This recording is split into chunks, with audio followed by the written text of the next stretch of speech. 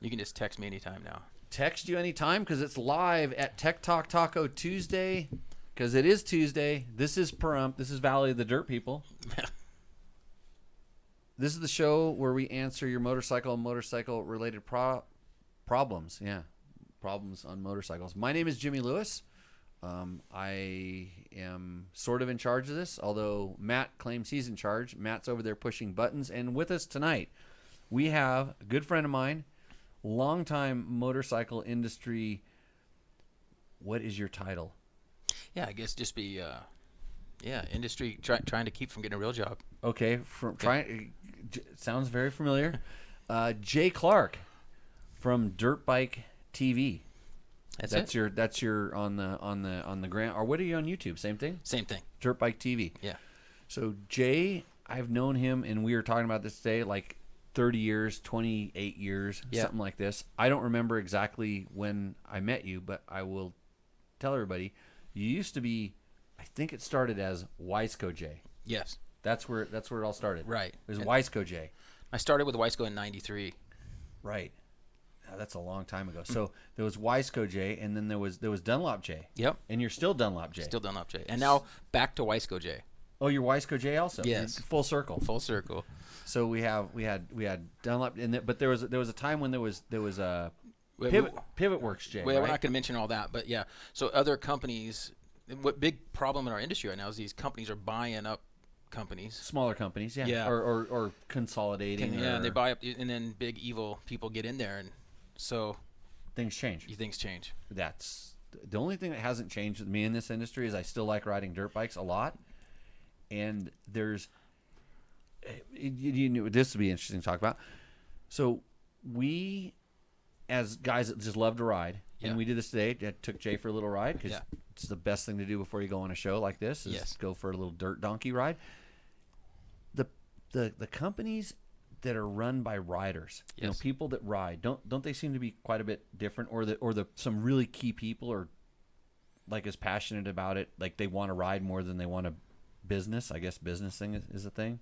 Without a doubt, I think our sport is really it was developed all from enthusiasts, like Big Donnie at FMF and even Mitch at Pro Circuit. All these people and Tom White and these people created companies from the ground up, and then big companies come and buy them because they're super successful. Super successful, and they look at these guys that run those companies as they just got lucky. They're a bunch of lucky bumpkins, and they think they're going to make it way better, and typically they don't. Well, because if you're a motorcycle racer or guy, I can tell you Donnie Elma stories for a long time because I met Donnie. I was dumpster diving at FMF. so that went over well. Oh no, he was like kind of jealous because he's worried because he thought if there was something that good in his dumpster that some other kid was diving in it, that he'd done something wrong by letting it get out there. Because like Donnie can go to a junk sale and find gold, right? Kind of a thing. I mean, that's how they got a lot of the machinery that they're he repurposed machinery that was crazy. But yeah, like if you watch the way that like they that a motorcycle guy would keep books, or how you would get people to work for you and things like this, and once the company gets big, of course it has to do things properly, but some of the spends that they do wouldn't necessarily make sense because you're doing it because you're an enthusiast. Yes. And it's like, well, we could save a lot of money by not doing that. That's one of the first things they do is they cut out some of that advertising and marketing dollars that got those companies to where they were. And those types of, a lot of those people that come in from outside the industry, they don't understand how that kind of stuff works. The biggest thing they don't understand is that our sport, especially outside of the West Coast, can be very secular with weather, right? A lot of different factors. So these big companies come in and they see that things aren't selling well. And it can be simply weather related, Right. Yeah, and I didn't understand a lot of this too. Growing up in Southern California, it was like we were riding every day, right? And then you realize that, like, oh well, all these people in Michigan, they have these snow machines that they use for a few months out of the year, 6 months out of the year, and then there is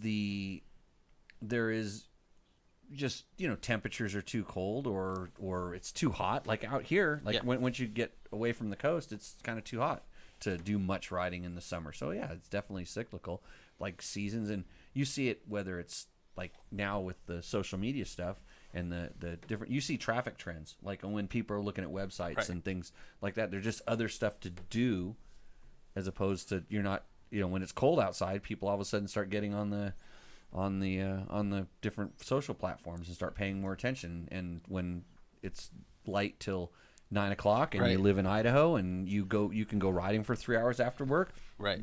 All of a sudden, those people aren't there to watch this horrible show. So, hey, you know a guy named Chris Reel? I do. Chris Reel is one of our top fans. Actually, he's been on the show a couple times. Yeah. He's my oil guy. When I have oil questions. Or sound, right? Sound is absolutely. Sound, homologation stuff. Yeah. But he was at Duralube way back in the day when I was racing for KTM, and they were a big sponsor of the team. And so I got to know Chris real well back then because it's a long story. But Chris Reel, not Real. That'd be like saying George Jorge. So same sort of thing. Spelled it differently. So anyways, what we do on the show, if you're unfamiliar, if you've just tripped over it or you're watching it, we answer your motorcycle and motorcycle product related questions. So if you have questions, drop them in the chat if you're watching live. And then Jay and I will argue about the proper answer, because this is another thing I kind of wanted to bring up. I'm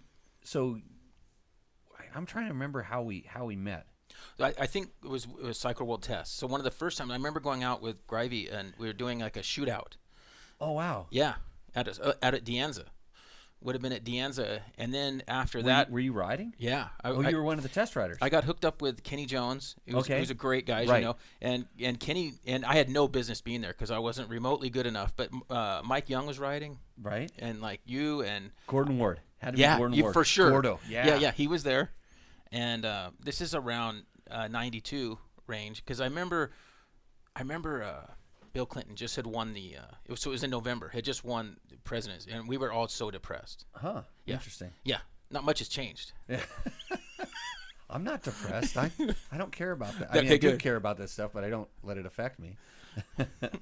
So we were doing a like, what was it, a 250 motocross shootout? Yeah, that's what it had to be. And I remember, I think it was the last time that we ever rode at De Anza. Like, I remember the dump was going to fill in the track, and it's still there. We rode in there. The track is still there. Yeah, they never. It was because of some bird or something hit. They were going to temporarily close because of some bird or something, and it never opened. Right. It's still there though. We rode in there a few years ago. Spencer and I did, and it was still there. It was actually in fairly decent shape, and you could still see the Supercross track and stuff. That's cool. Yeah, I remember. I actually, it was kind of not that good of a track. It was all built in the side of the hill. Right. But I remember I always did well there just because it was super hard pack. Right. But we used to do SMX there, like the whole SMX series. This is back in the Yamaha Bucks and Kawasaki Bucks days, where you could, race 2 times a weekend and be $1,000 richer as an intermediate. Well, okay, so you get 1,000 Yamaha Bucks, but your dealer would give you $800 cash for them. Oh, nice. So I don't know. I'm pretty sure there's lots of. But so getting back to this, so you have basically made a career out of supporting the media, doing a lot of media support. Yeah, so that's what it started as. Like with Wiseco. Wiseco was a company, it still is, obviously on the east. It didn't have much representation out here, and this is before the internet. So I talked, I kind of created the position. I just kind of bugged him for like a year, saying, "Hey, you guys need somebody out west representing you guys," and that's how it started. And I was able to get on with some great people there at Wiseco. This is long before they sold the company, but with Bob Anderson and Bob Gorman, who's now the owner of Comedic, and just some really great people who.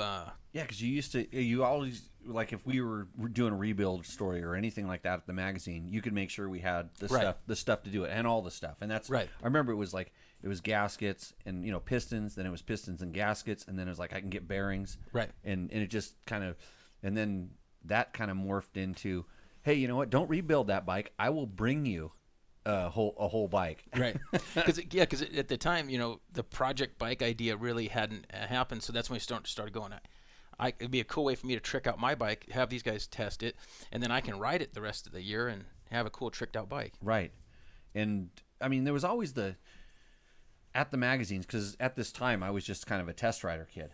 I was, but I was going to school for journalism just because that was the path of least resistance, while I was racing. But when the magazine guys, like, they would give me a bike and they're like, hey, can you like do this and that? I mean, the reason I got to be in photos in the magazines is because I was changing tires for the editors. I was doing what you're doing, except they gave me the tires and they said, here, just change them, or putting a top end to something, or freshening, somehow cleaning it, cleaning the bikes after they rode them. You just do this grunt work to get in, and then all of a sudden it's like, well, there's the other photo guy that just shows up, does a couple whips, and takes off and leaves, and then this kid sticks around and works on this stuff. He may not have been as good at the other things, but then they'd want to have you around. And then it was like when they realized I knew how to put that, what they call a capital letter at the front of a sentence, and then that thing called a period at the end, and put a whole sentence together, then they realized I could do their work for them. So we do a bike test or something like that, and they're like, hey, and this is like Tim Tulson and Joe Kosh back at Dirt Bike. It's like, hey, sploot. And that's what they call me, because this weird stuff came out of my nose. They're like, can you write, just put some notes down, like write some notes down and get them to us. And this is on a typewriter. Right. I type it into a typewriter, because I could handwrite it real quick, but they say type it into a typewriter because they could literally cut it out and clip it into their story, like cut and paste, but with scissors and tape, and turn it into their copy editor. They would add a few things. They'd add like an intro, and then it'd be the body of the text would be my evaluation. They of the wouldn't bike. edit your info at all. No. Greiwe was doing this too. Greiwe would just turn it in and put my byline on it. And it was like he didn't have to pay me to do it, but he would. Cycle World used to pay test riders like $100 a day or something to come out and ride, but he would leave my byline on it and do that. If it was like a comparison, you just have me write some things. And this time I think we were into word processors, so I could somehow give him a digital file. Yeah. I don't remember exactly, but sometimes it was just like, hey, meet Kenny Jones at my house, pick up this bike, and go out and handle it. And I'd come back, next day I'd have him the words. Kenny would get a couple good shots of a CZ. Yeah. And I mean, CZ, I remember that was one of the first things I ever got really, quote, published in Cycle World, because like Ron didn't want to ride that pile of crap. It was a remanufactured something or other craziness. But God, good times. But you were always really busy, doing stuff. And then you created a cool niche at Cycle World where you were a dirt editor at a street magazine. So you didn't have to do a lot, and you got to write a lot. Right. Best job I ever left. Right. Like I had to do like 2 pages a month. I mean, I did more as a contributor than I did working there.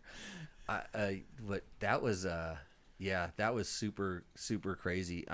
What a great job that was. And then same thing. I could build project bikes there, because I had all the time in the world to do it, and I wouldn't have to write very much about it. And that's when the internets started coming around. Yeah. Because we did that magazine, Cycle World magazine, in a partnership with AOL. And like once a week, we had to go on a live chat with the readers, and so few people had modems at the time. Right. We had a modem because we were at an yeah. office. Right. That was a crazy big thing. So I've kind of seen this stuff from the infancy, and I thought this is really cool, but boy, is it going to change the game. Right. And it has. It has. I mean, totally. I mean, it's funny because kind of see where you've kind of turned yourself into a content producer, an influencer, whatever you're supposed to be called these days, whatever it is. And the only thing I struggle with when I look at this, having been editor Dirt Rider for a while and understanding like how much money was flowing through that magazine at the time, and I feel to myself and that a lot of the content producers and stuff, not necessarily influencers, because is it like what you're doing is you have a lot of experience and background and knowledge and you get it. It's not like you just found motorcycles 2 years ago, founded a channel, and you just like you disco out a bike. Right. And who knows if there's even a piston inside that motor. Right. I'm never going to see it ride. Right. Where, you've been building project bikes, and then like George over here said, he said, Jimmy, you should have somebody follow you around with a camera and you should talk about some of the things you do. Well, because you don't realize in a day, if somebody followed you around, like just working on the 800 bikes out there. Yep. You can't. Well, first of all, I don't think there's any way you can ride all those bikes enough to keep the gas from going bad nowadays. Hardly. It's Well, like, you accuse me of having bad gas in I my could bike. smell it today when it was tipping over. I'm like, it smells like bad gas. Yeah. So if somebody was following you around just fixing little things, you don't realize how many little things you do that people don't know how to do or haven't done it.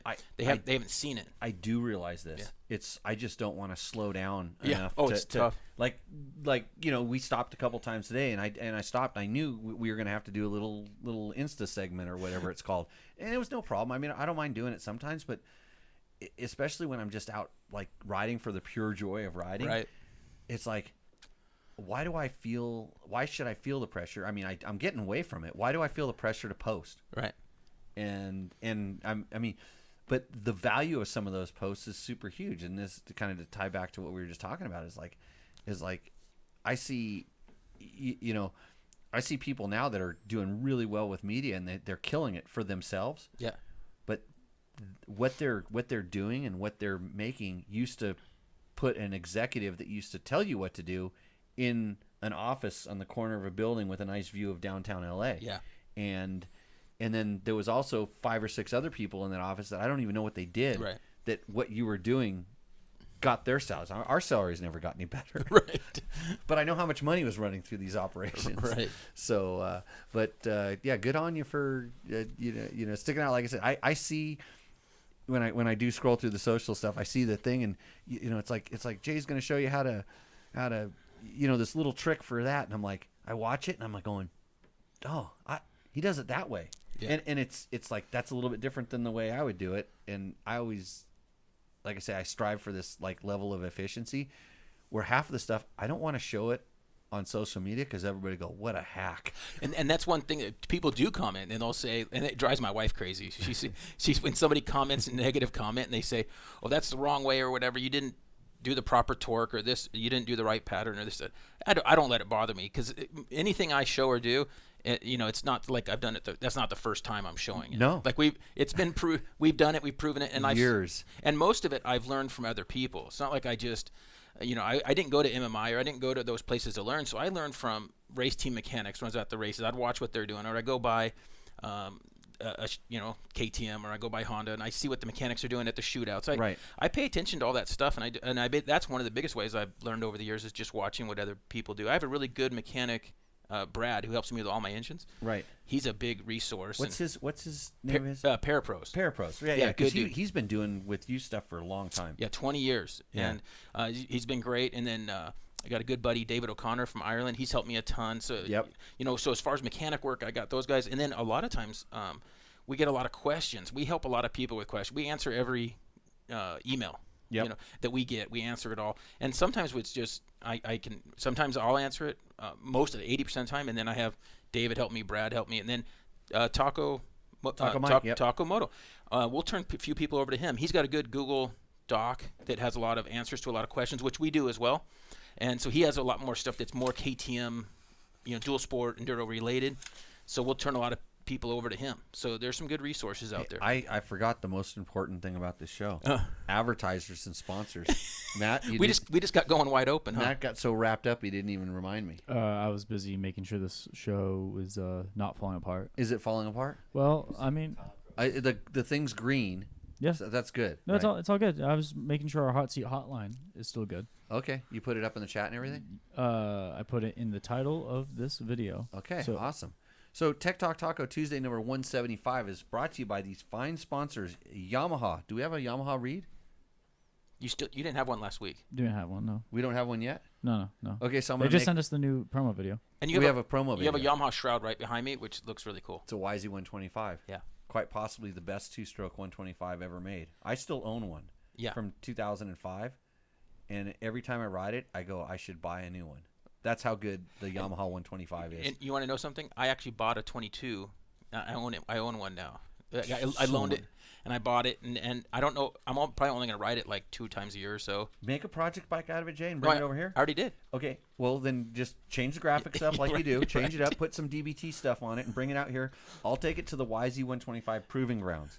We have a sand track over there. Okay. And if it's really good, we can talk about like I can upgrade because it's time for me to upgrade my YZ125. So that's my YZ125 read. There you go. They're Go to great bikes. YamahaMotorsports.com for all of your YZ125 questions. Blue Crew. Taco Moto, they sponsor our Roost or Endo segment. I don't know if you're familiar with this. Yes, I am, and It's called Roost, Endo, or For Sale. Okay. Because if you want to sell something, you just send us a picture, and evidently we can sell it for you. I have like 5 bikes with Taco Moto products on them. Yeah, I have a lot. He has a lot of stuff. Scott Sports, makers of fine goggles. Double Take mirrors. Double Take, I owe them a video. I'm working on a video. They make really nice mirrors. I have like 4 or 5 bikes with those mirrors on. They sponsored my video that I can't get done, and so until I get it done, I have to put this. If you need a Double Take discount code, you might want to send me an email. Bulletproof Designs. Do you use Bulletproof Designs? Oh, yeah. Stuff? Yep. Yeah. Good stuff. Seat Concepts. That was a comfy seat today. I will say that. Wow, that was unprompted. You said it on the trail, and I was just going to leave it there and see if it worked its way into the show. Now, I use a different guy who's been great, but those seats are comfy, and I was worried that it would be too soft, like to not want to get up, but it's just right. For dual sporting, I could see the real benefit of that material. So Lennon's been on the show a few times, and I've gone for a tour through the factory, and if you see how meticulous he is about, blending his foams and the way that they do it, and it's crazy. And so who's your seat guy? A Moto seat, Moto seat. SoCal, and I've known him for over 25 years. Travis, he's a great guy, but he specializes mainly in covers, right, and not the foam technology. So that one, they don't make a Husaberg base, but a lot of their complete seats, they make their own bases, and sometimes the bases are actually different than stock, and they're better. How they flex or don't. Yeah. It makes a big difference. Fasst Company, you rode with flex handlebars today? Yeah, and then that was nice. And the biggest, coolest thing about that bar was We the People. Oh my gosh, I just love. It made me so proud to be an American riding a foreign dirt bike in America. So the best part about that particular one is, so I was hanging out with Cole, and his kid was there or something, and his kid had the very first, like the prototype one of that. I stole it from his kid and put it on my bike. and I've used way back when. And I've used their spoke wrench for 20 years, and and I get so many people commenting and asking questions on spoke tightening and technique. Yeah, I say just get the spoke wrench. It takes 50% of the mistakes out. Yes, right there. Right. So Fasst Company, makers of awesome spoke wrenches as well as the handlebars and foot pegs, and of course there's Trail Tech. I wanted to put a Voyager Pro on your bike today so we could do buddy tracking, but I was distracted with my new water buffalo tractor thing. I was a bit bummed. I looked down when we were going across that dry lake bed. I wanted to know how fast we were going, and there was I realized there was nothing. Oh, you could add a big speedometer up with the rev thing. That would have been nice because how fast do you think we were going? 85. That was it. I didn't. Look at my wife's face. I got a video of it. Yeah, I take a handoff, don't I? Yeah. Like you. Did you? I did one of the Dakar waves. Yeah. They're looking up at the helicopters. Hey, the bike he was on would have gone 104. Easy. Here, I can send it to you right now, Jay, before I forget. Oh, you're gonna get him in She's trouble. got my phone over there. She can watch. And then our very first sponsor, DDC, Delaney Drive Components. They make super awesome chain wheels. They came on board before they even knew this was a show. Nice. I said, I'm going to do this. He says, I want to be a sponsor. So awesome. Thanks everybody. Oh, Climb. Did I say Climb? I no. said Climb. Nope, no, you missed it. You and I were in some amazing Climb gear today. I was super comfortable in my Climb. My temperature was perfect all day long. It's all because of the underlayers, the sub layers. Yep. That even though it warmed up today, I saw it. You got pretty warm today. Yeah. But I was wearing just a vest, but I got cold when I got into the shadows there. Yeah, but we got warm in the canyon. Hey, yes. I stayed the same temperature all day long thanks to my Climb base layers. Hey, do you still wear? You were on the phone with the Chirbies a while back, and I remember you would wear that fishnet under thing. Oh, you had to bring it. The sexy shirt. Yeah, the sexy shirt. The sexy shirt. Do you have like a photo of that for people that haven't? It would get deleted before going on air. We don't need the world to see. I have a video of you've seen Right Said Fred, that band. They sing "I'm Too Sexy for My Shirt." Right. I have a video of that with me in that. With that shirt on. Yeah, I do that. Okay. Because they wear that shirt. not the Achirby's one. Hey, you know what? Maybe after the break, I'll get a sexy shirt on just to bring the mood up. Right. So that's all of our sponsors. Everybody support the people that support this show. I really appreciate it because without them we couldn't do this. And you can also help Dirt Bike Test directly by clicking through our Amazon and Rocky Mountain ATV MC links. We get a small chunk of that. It definitely does help out. So when you're buying TV sets, water beds, chargers for your phone, whatever, click on those links. And any motorcycle parts, you can get anything, pretty much anything you need at Rocky Mountain ATV MC. And so just go through Dirt Bike Test and click to support us, and that helps us. Hold on, we're gonna have to hang up on those people pretty soon. Okay. Do they have any questions? I can't read that. Yeah. Oh, you can't read that close? No. Okay. I see there's a lot of questions up here and stuff. So Matt's gonna go ahead and read the questions. What was I do for Wiseco?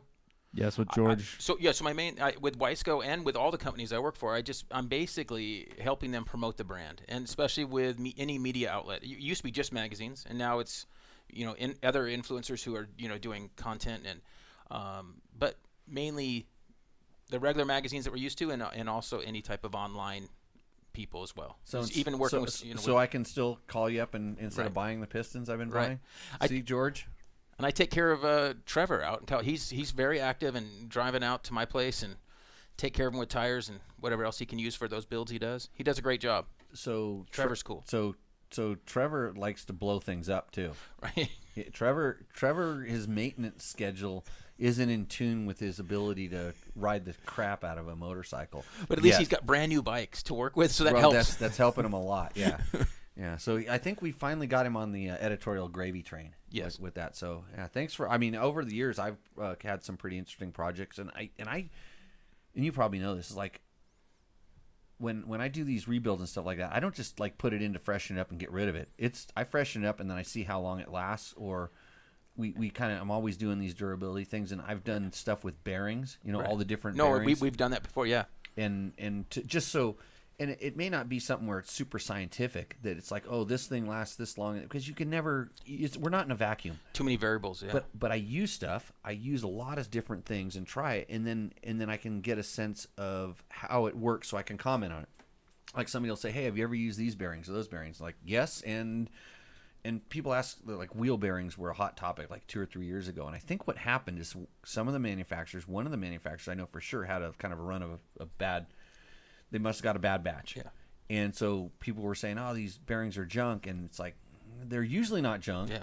And I never experienced that batch, but like, what do you replace them with? And I put some different bearings in some different wheels and different things. And like, they're like, well, this one's $80 and this one's $30. And what's the difference? And it's like, well, how did you take care of it? It always comes down to like, did you put it in straight? And the little things that we've all seen the mistakes for, but then, like, we're not in like Oklahoma where the water is filled with like grinding, like polishing and grinding stuff, and so our bearings tend to last a long time out here. Where and then you find out the guy really likes to pressure wash the side of his bearing. Right.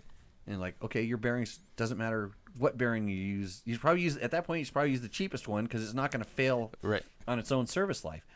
And so having the experience with all these different things, and I don't. Like, going back, I can't say that there was like one brand that was significantly better than the other brand, better than OEM. Yeah. They were all kind of good. They're all actually, I would say they were all really good, as long as it was like a brand you were familiar with. If you found the one on eBay, the one that was $13, and everything else was $50 to $60. That one's going to be a little iffy. Well, we another sponsor plug. The Wiseco Group works with ProX. Right. And ProX, what's nice about all their bearings are all from Japan. Yep. And so it's been really nice. We've been using a lot of those components in the engines and recently, and on their rod kits and engine bearings and the chassis bearings are all been really nice. So I've used their stuff. I mean, I think because it was Mark Kapkoff was helping years them ago. out. Yeah, years ago, and do different things, and I think we were getting them from which. So it's the race winning brands right. is handling it now. Mm-hmm. Right. So they were supported us on a couple of projects, and I put stuff back together, and the stuff's still together. Yeah. And I rebuilt a WR450 back in the Dirt Rider days that is all the bearing components in that thing are still together, and we're talking that has to be 16, 17 years ago. And I don't know if my friend still is riding that thing, but who knows? It's good stuff. I mean, I don't. You start thinking about a bearing. Bearing is bearing, and then it comes down to like metal quality. How are you ever really gonna know? Right. And like you said, there's freak things. I'm not gonna name I had an aftermarket wheel the other day that went out. The rear wheel bearings went out, and the bike, it couldn't have had 10 hours on that rear wheel, and so it was really strange. And so it was the bearings went. Yeah, and because I felt it a little funny, and when I loaded it up, as soon as I stopped at the truck, I was like. And I felt it. It was really bad. It happened real quick, and I was like, and like I said, that rear wheel doesn't have hardly any time, and so it's just something freaky. So when that happens, what do you do? You pull the bearing? Yeah.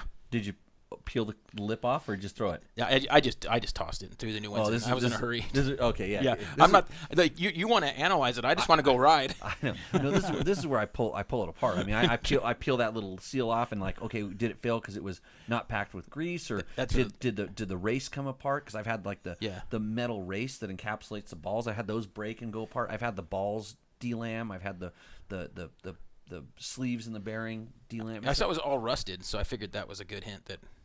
It was bad. Well, who pressure washed it? There we go.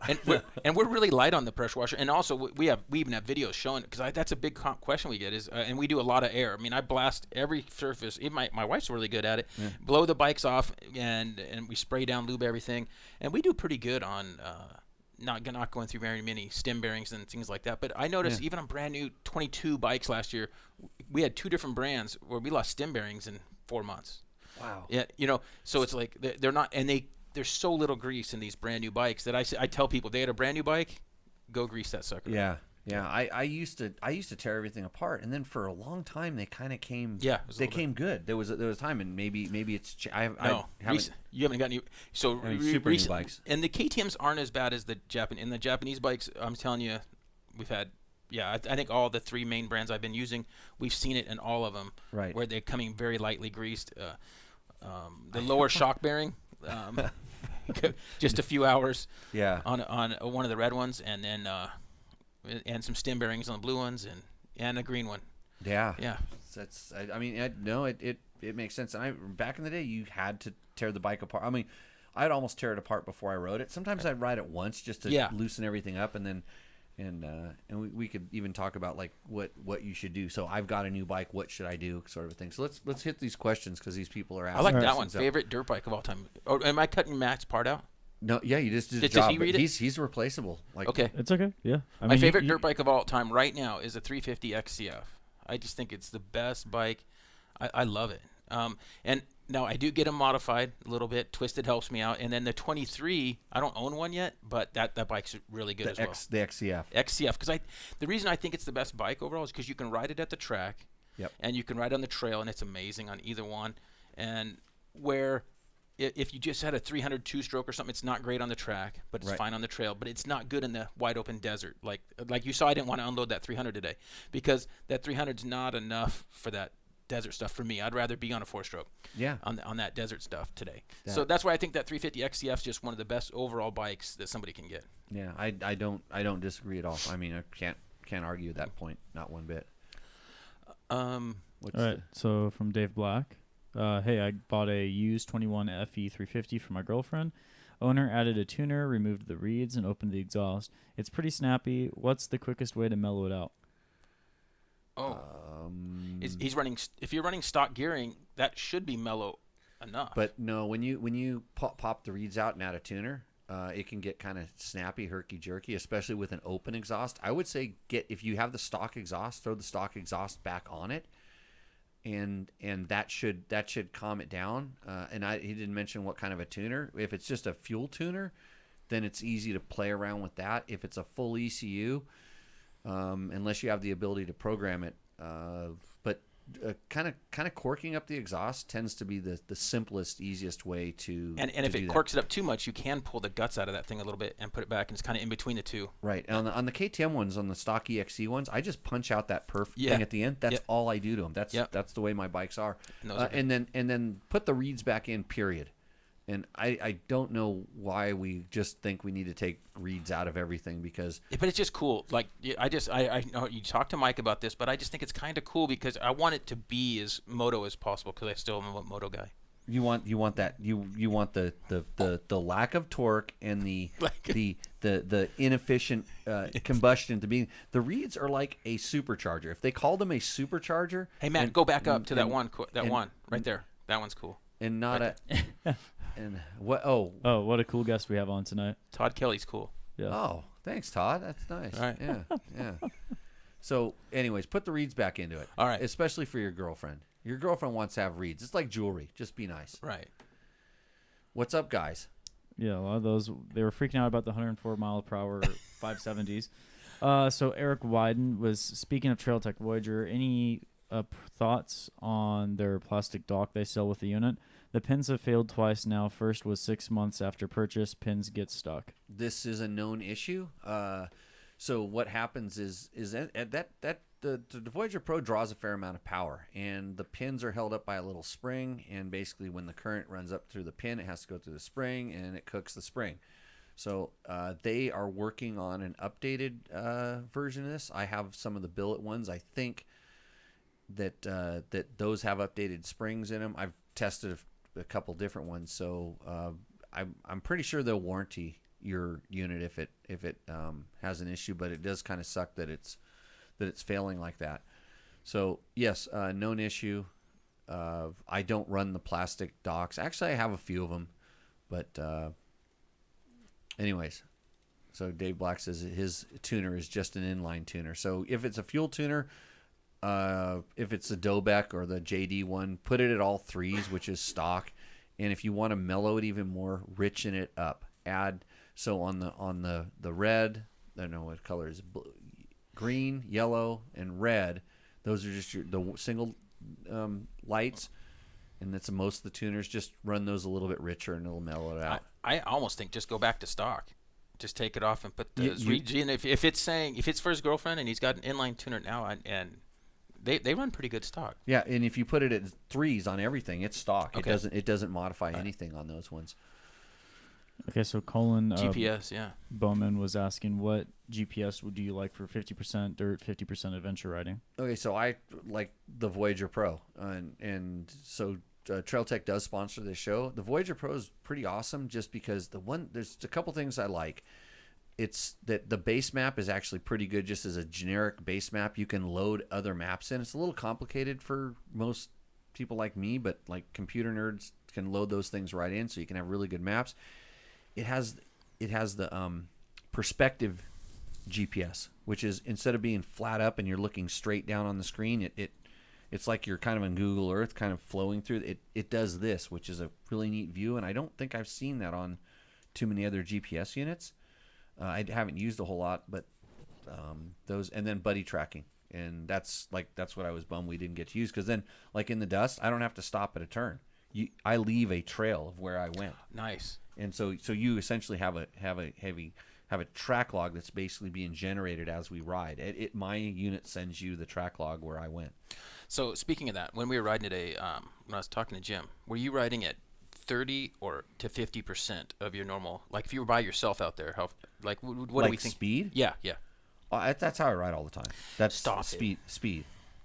That's the way I ride all the time. All right. That's like kind of my just kind of normal go-to. I mean, every once in a while I was slowing down just to make sure that you guys could see where I was going. And you didn't want to have to find another guest last minute if I wadded it up. Right. We needed to do the show, so I was working, being safe. But because I do ride by myself quite a bit, but I carry a tracker with me so they can figure out where to find the body. Which one do you use? The InReach. Okay. The Garmin InReach. I just got two different ones, Zolo and Bivy, that I'm testing. Okay, those are newer. We tested newer the Bivy this weekend, and it seemed to work fine. We actually test it out, and then you can do a check-in feature. So we go to remote areas in Idaho in the summer, and that's going to be helpful. Right. So the good thing about the InReach for me is we have a lot of stuff, and I could do a whole show on how we utilize it without really doing too much stuff. But you have the ability to two-way text back and forth, Right. Which when a situation arises, it's pretty important. But we have these it's a series of ways to use it. Like anytime I go ride, I send a message that says I'm starting my ride. When I get done, I have one that says I'm stopping or start. It says starting or stopping, so it's the OK button essentially. Yeah. And then if I ever stop for more than 20 minutes, I send an OK. It's my responsibility to send an OK, because if it's just pinging in a single spot and I don't push OK, in 20 minutes somebody's coming to get me because I'm knocked out or something's bad. And so there's lots of different ways to use it, because if you really whack yourself and you can't push the SOS button, right, and then if I really need to push the SOS button, I push the SOS. But if it's like, hey, I broke my bike, I'm not getting out of here, there's a way that I can text people, or just even with a single button, I can say, I'm being delayed, pay a little bit of attention to my tracking. Right. Or there's another one that says, you need to come and get me now, which is, something was probably a little more serious. I don't need the helicopter to come, but, my friends will figure out where I'm at and figure out how to get me. So these are the kind of things. Hey, Jim Eckhart loves you. Yeah, that's cool. Good job, Jim. I like Jim too. He's cool. Jim and Todd. Yeah. And Justin. Yeah. So Justin here is asking you guys, what is the best gear ratio for a 450 in the desert? Which 450? That's a problem. What kind of what desert? Any 450. These are the kind of questions. I know it's a little tough. I get questions like this, and I go, well, 1450. How can you go wrong with 1450? Yeah, that's probably a good start to tell him. But we don't know what bike it is. But he wanted to know the best ratio. I'm saying 1450. If he's on a KTM, it could be 1448, right? Like 49. Well, okay. If we talk about gear ratios, and this is a big thing, everybody used to gear their bike to the moon.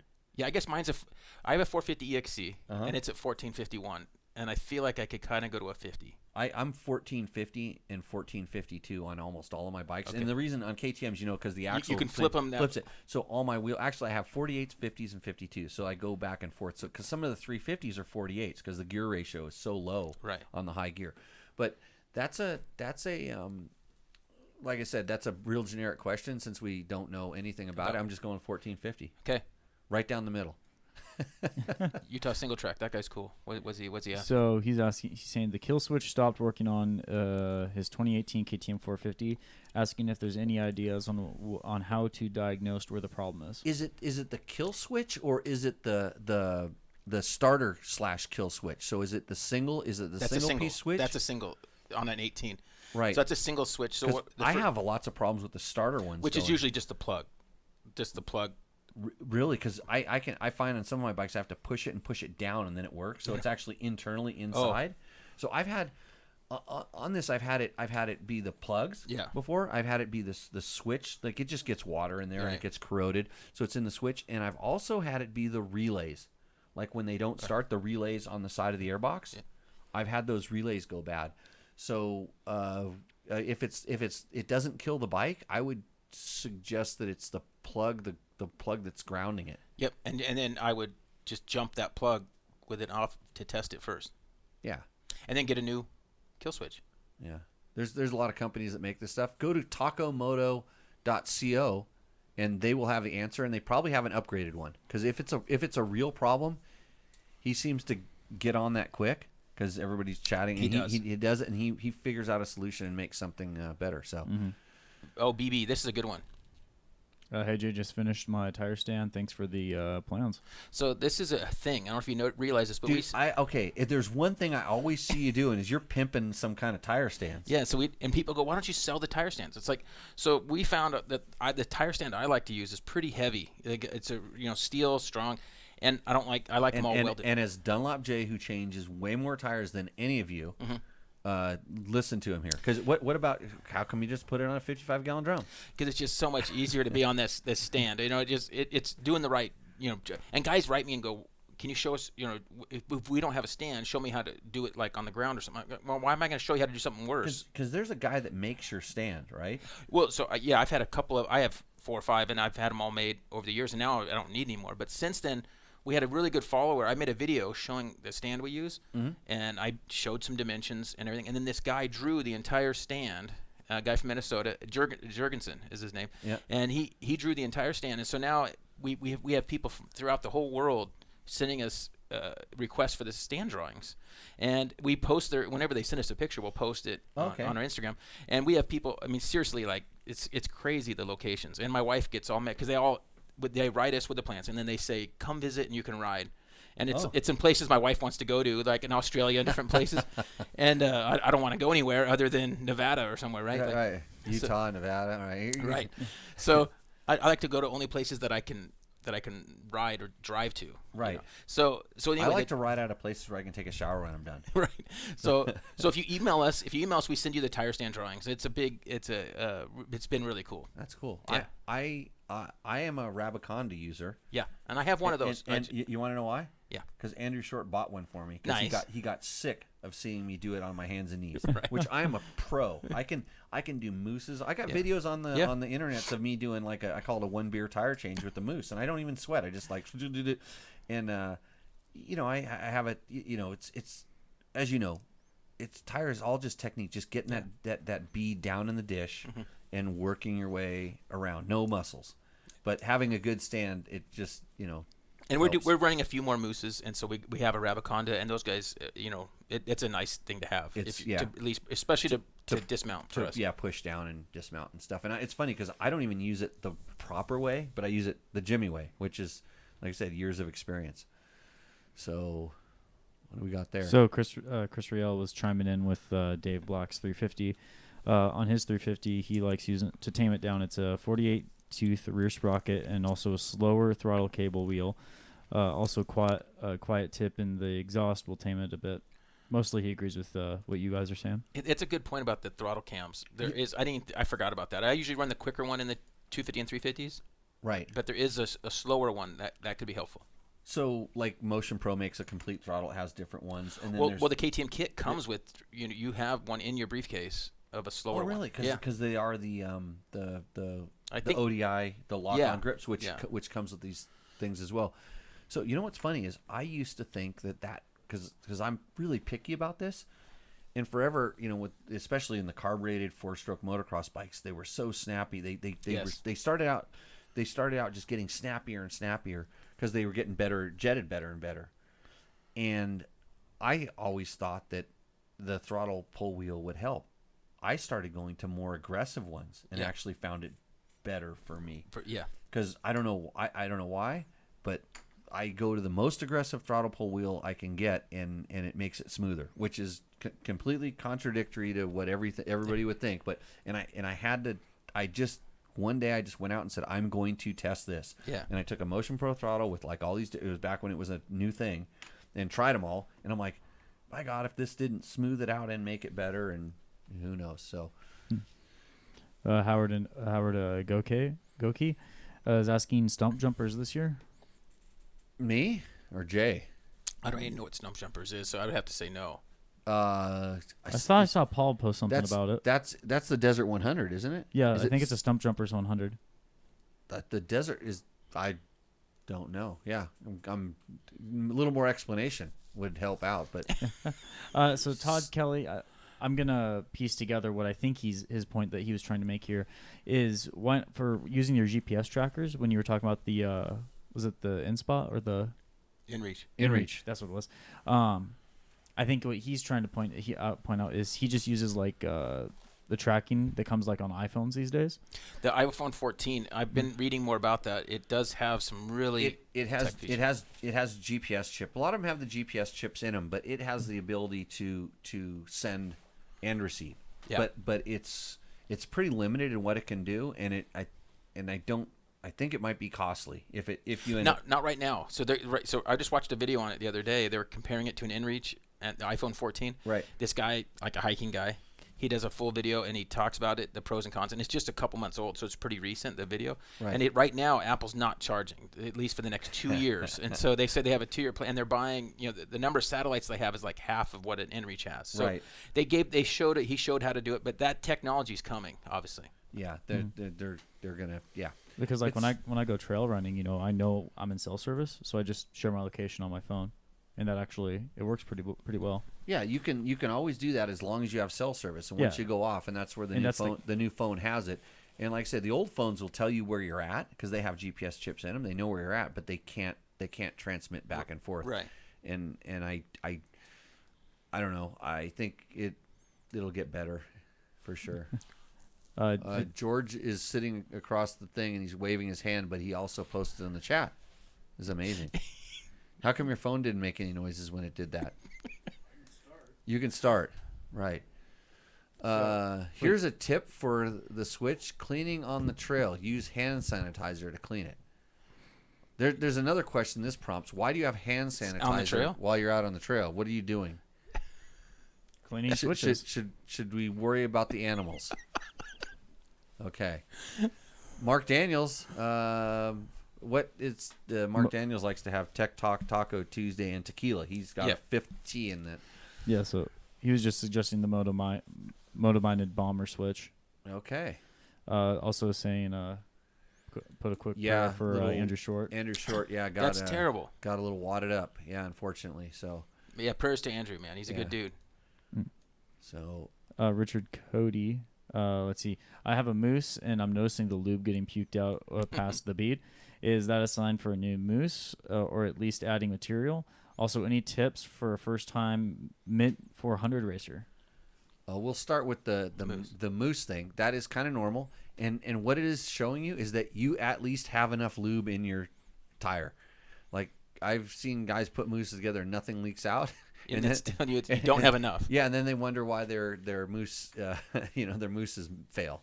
So that's a good thing. You got the lube in there. So it seems like it only does it during kind of high speed stuff. Like in slow speed, you're not going to get this. But even if a moose has been in there for a few months and never leaked, and you do a 70-mile-an-hour stint down the road, it's gonna spit some out because it's still got a little water. It getting water mixed in there from washes and stuff, and it'll bring out. So I don't think it's anything to stress over. No, I wouldn't. And obviously you can feel your tire all around to see what it's feeling like as well, to see if it's bad. But I'm guessing you're fine. Yeah. So, but basically, like the moose you were riding on today was probably like I would say 7 to 8 psi. It was pretty. It was time. It's time to come out. But it's like it's just a pressure test. It's like when it's based on you because I'll ride them until they start rolling. Right. Until like I go into a turn and then they start pushing and so it'll go from like I always say that there's the rally moose is the full stiff thick one. Then there's the desert moose, which is a little more trail riding and stuff. And then once it gets down to like about 10 pounds, then it goes into a trail riding mooses, which you had in your bike, and then it'll live its life there until it either starts rolling or the bead goes in. The moose shrinks enough to allow the bead coming in, and that's usually on the front maybe 4 tires. I'll go through 4 tires. It'll go through that whole system, and I don't baby them. I mean, you saw it today. Right. We were going 70 miles an hour. We 85 on the dry lake bed. Yeah. And there's head shaking going on. You're not allowed. What's your speed limit on the dirt bike? It's probably like 40. Oh, is he 40? 50. Okay. Right. But on a dry lake bed. There isn't a safer place to go 85 on a dirt bike than a dry lake bed. Right. No, nothing can happen. Unless the bike.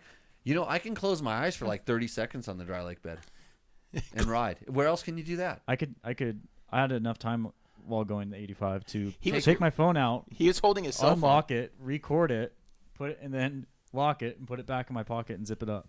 I have a video of going 100 and something on 138 or something on one of the adventure bikes doing that. I actually pulled it out and. That's amazing. Yeah. Stupid. Oh, you're gonna go Mint 400 for the guy. Okay.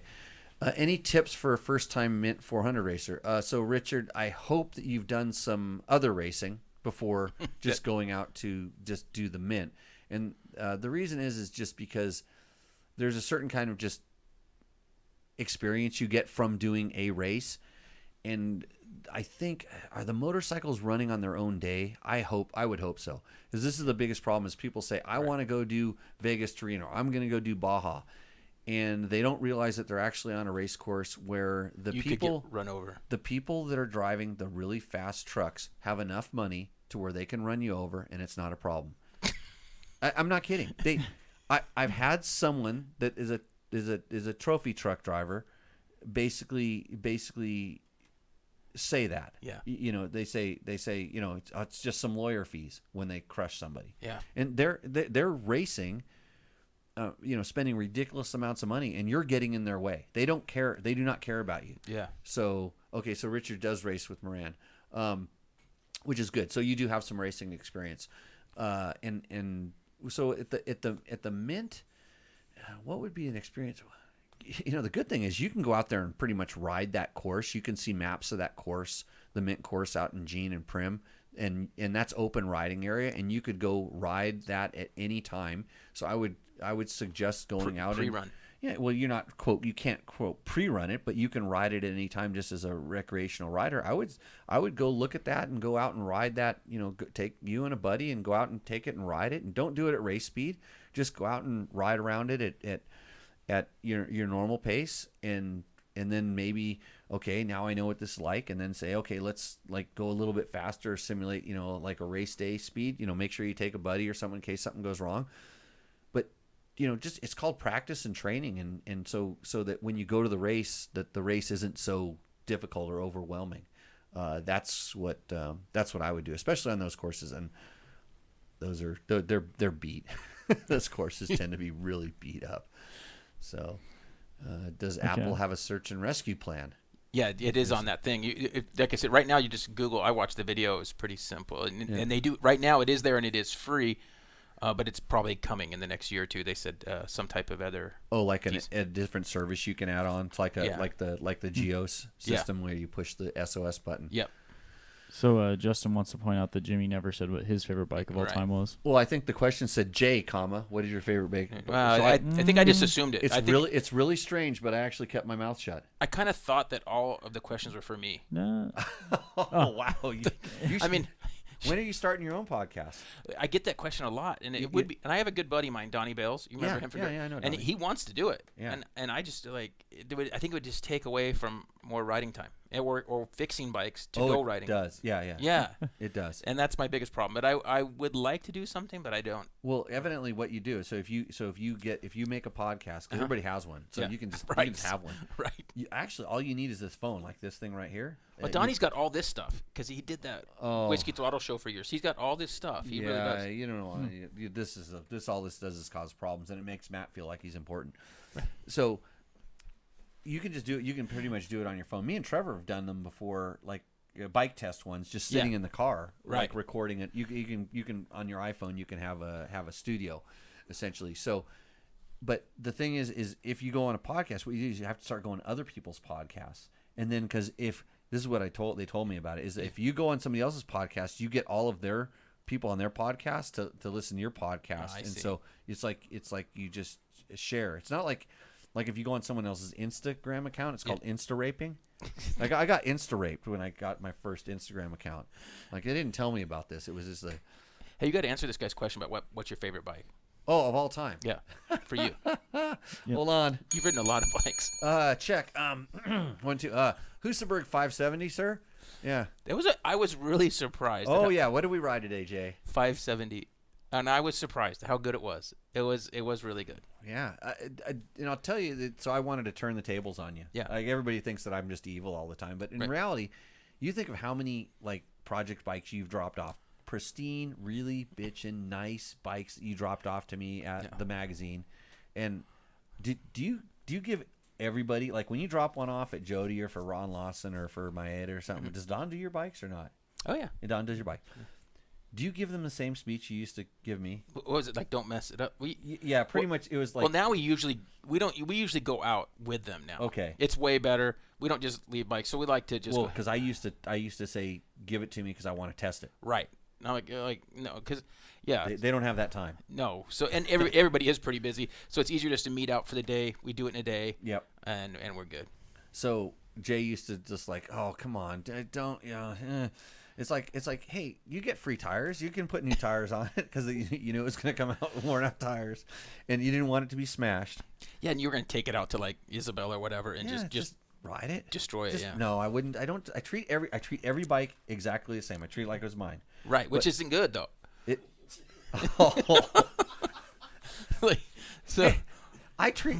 How many bikes do you? There's a lot of bikes out there. There's a lot. Every single one of them runs. You could hop on almost every one of those That's things. good. If it doesn't have a piece of tape on it that tells me what I need to do to it next, you can hop on those bikes, and we could do that exact same ride that we did on every single one of those bikes. Do you think somebody could steal a bike out of there right now and you wouldn't know for a couple of days if they got the right one or two that you didn't notice?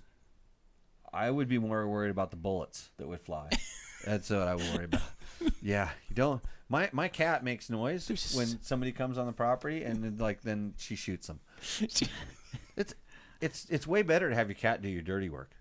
But okay, so back to this thing. Like, you've given me all these really nice bikes and let me ride them. So I think, you know what, Jay, you come out here and you can ride one of mine. I'll turn the tables. It's not as pretty, but man, did it perform. I was really surprised. I mean, and it's a 13, 14-year-old bike that's one of the first fuel injected bikes, right? And then the engine's pointing the wrong way and all that, and man, wrong way.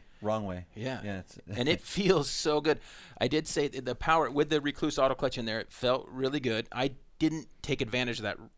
You still wanted to use the clutch. It's still it's habit. Yeah, long time. So it's really tough, and in the few tough spots we went in. And Matt got to see me fall over once, and after I made it out of the tough section, I fell over in an easier section and just fell over. Yeah. But I did save the bike. They're top heavy. Yes. The Husabergs, it's like it doesn't have any showroom bounce. It went like this. Like, I didn't know what happened. It just fell over. So right. But the bike is really good, and I was really surprised. It was great. The motor felt amazing, especially at 85 miles an hour. You're not going to be able to come out if you keep doing that. I'll put a speed limit on him. This Brian guy wants us to get together more often. Yeah, you can come on the show. Agrees. Every if I make my own podcast, I'll call it the J&J Show, and we could do it that way. Because he knows how to he knows all the technical stuff. Yeah. Half the time, we're gonna get him tuned up. We got a system that's gonna improve his performance. But he can put us on like a screen, like a Zoom. You can do like a Zoom kind of thing, right? And then you mentioned that, and that's why I said I thought it'd be better in person. It is better in person, and that's why I was like, well, I drive back from Utah once every couple months, and let's just work it out to where I'm coming home on a Tuesday. Yeah, there's no delay. The sound's a little more consistent. It's nice to use real microphones. Yeah. We get to go riding. Right. That's the best part. All those things. And I think we should head into our little. Hey, we need to take a little bit of a break. So we're gonna hang up on you Instagrammers that got the whole segment. I can't believe they're probably gonna ban me for doing it. So Jay says bye. If you want to join us, come back over to our live YouTube and Facebook things. And with that, enjoy this message from our awesome sponsors, and we'll see you in a few minutes. Cheers.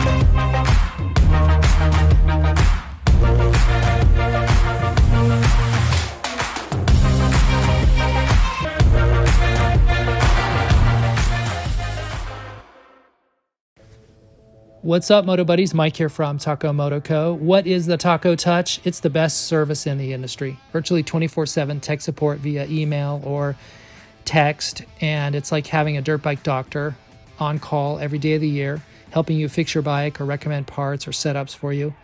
If you've ever received an order from us, you know that the Taco Touch extends to our fulfillment, and our orders come with the coolest stickers that you've ever had, buying parts from anybody before, and a handful of root beer barrel candies. All of our Taco Moto Co. branded components come with a no questions asked lifetime warranty, and we'll even extend out the warranty of other manufacturers, OEM, and aftermarket parts where we can, sometimes for life.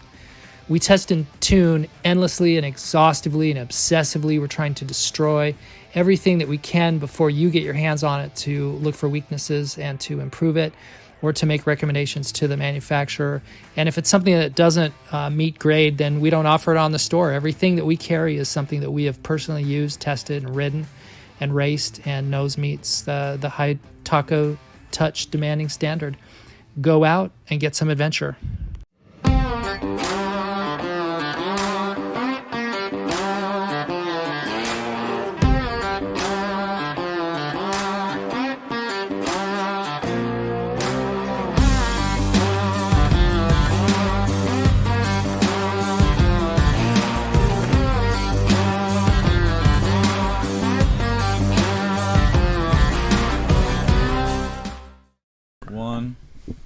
And we are back. So, Tech Talk Taco Tuesday, episode number 175. This is live with Jay Clark from. I think of it 175 like an IT 175. That's I remember those blue. Yep. Yeah, the monoshock. Right. Monocross. I think they look cool. I think they look kind of cool. They're still. They weren't as good as the KDX. I remember. Not as good of a bike. I'm just saying they look cool though. Yeah. There was a kid. I saw a kid rip down the street today on a KDX 200. Cool. Ratted out KDX 200. So Hey, welcome Jay, back. We're gonna. Jay, can you just pull that mic just a little bit away from you? Oh, away. So basically, he's saying nicely that I'm loud, Sarah. Yeah. Just a little bit. Did somebody comment he's quiet? You got the field She's like, he was real nice about it. Just get that mic away from your face.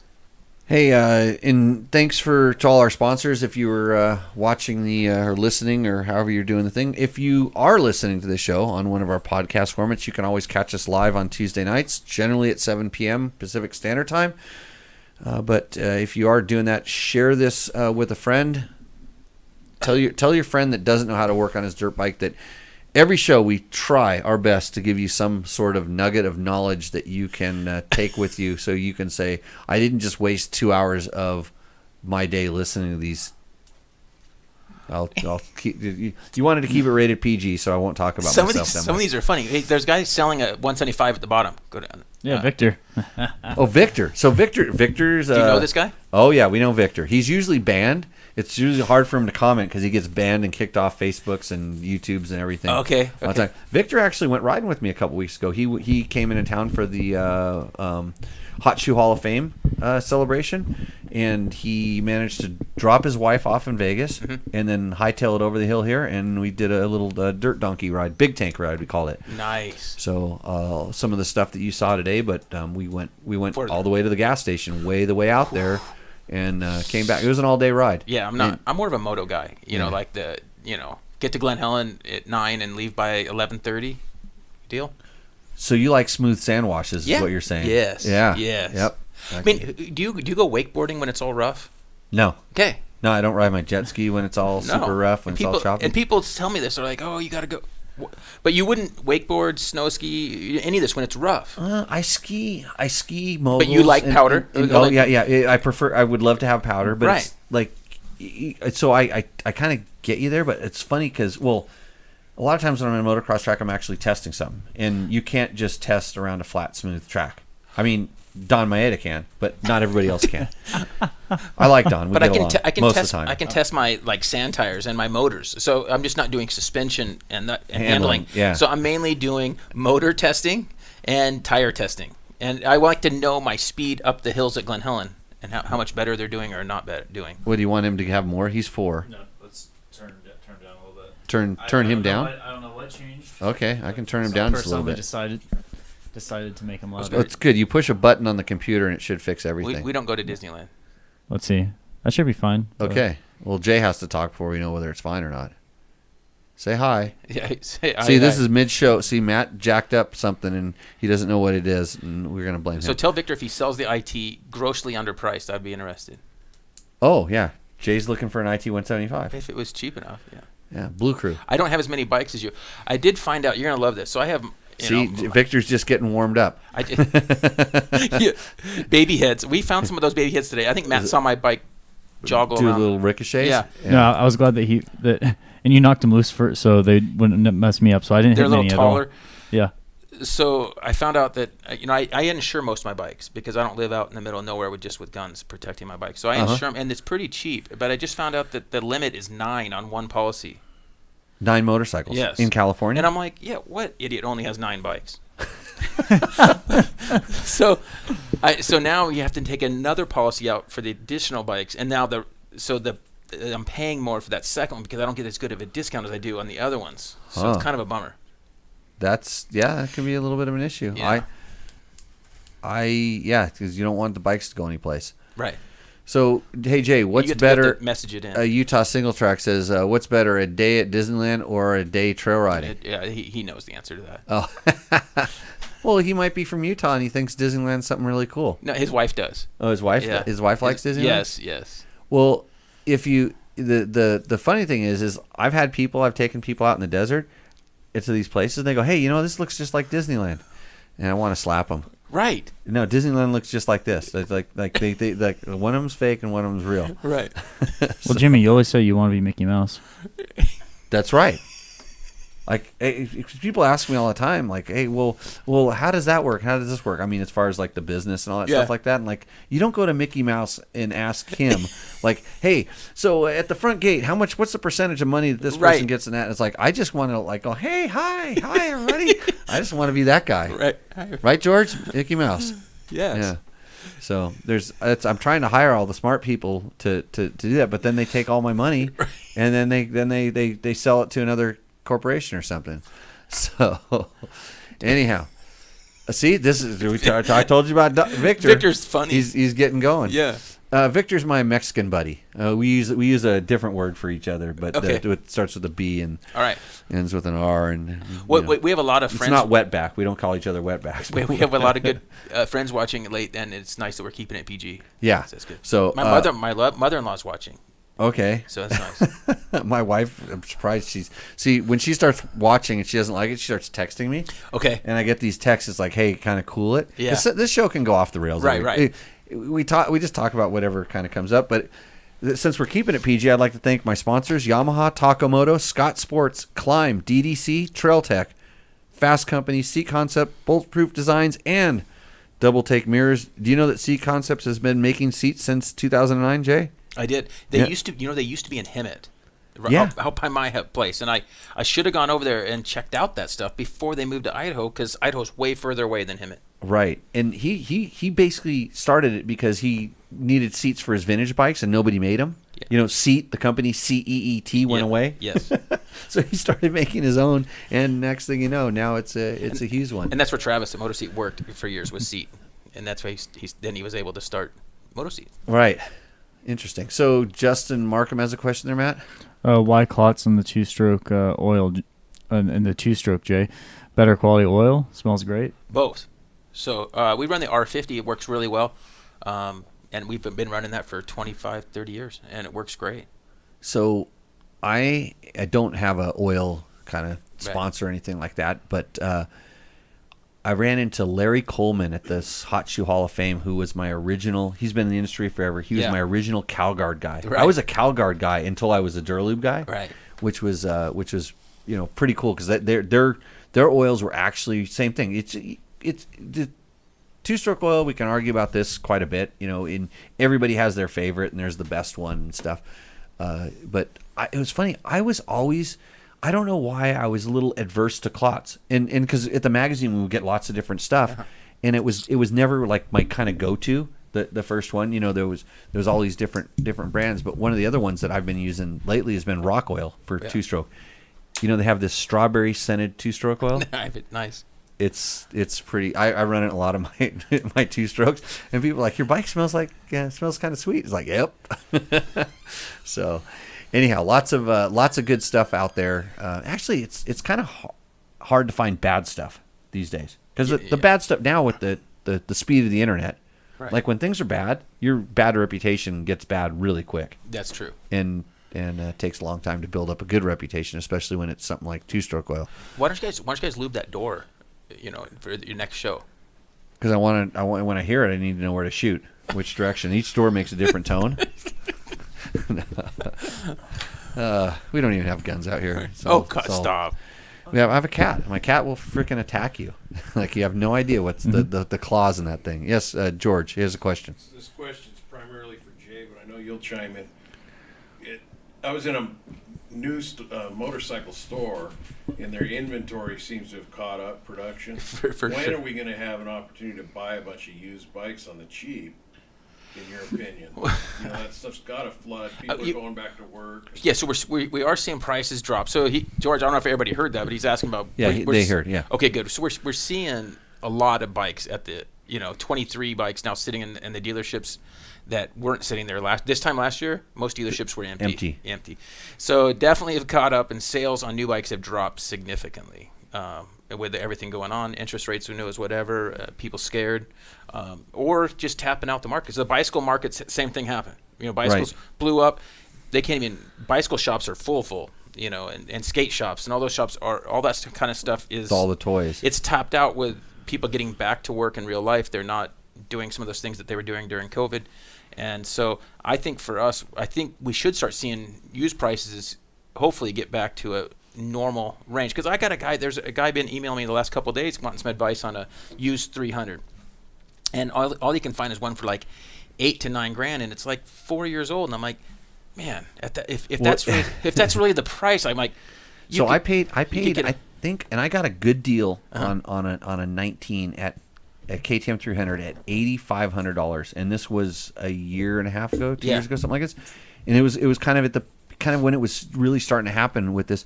But you know what's funny is it depends on what year that 300 is, because there's all these rumors about like, oh, don't get a 23 because the 23 is your junk. You got to get like an 18 or you got to get a 20.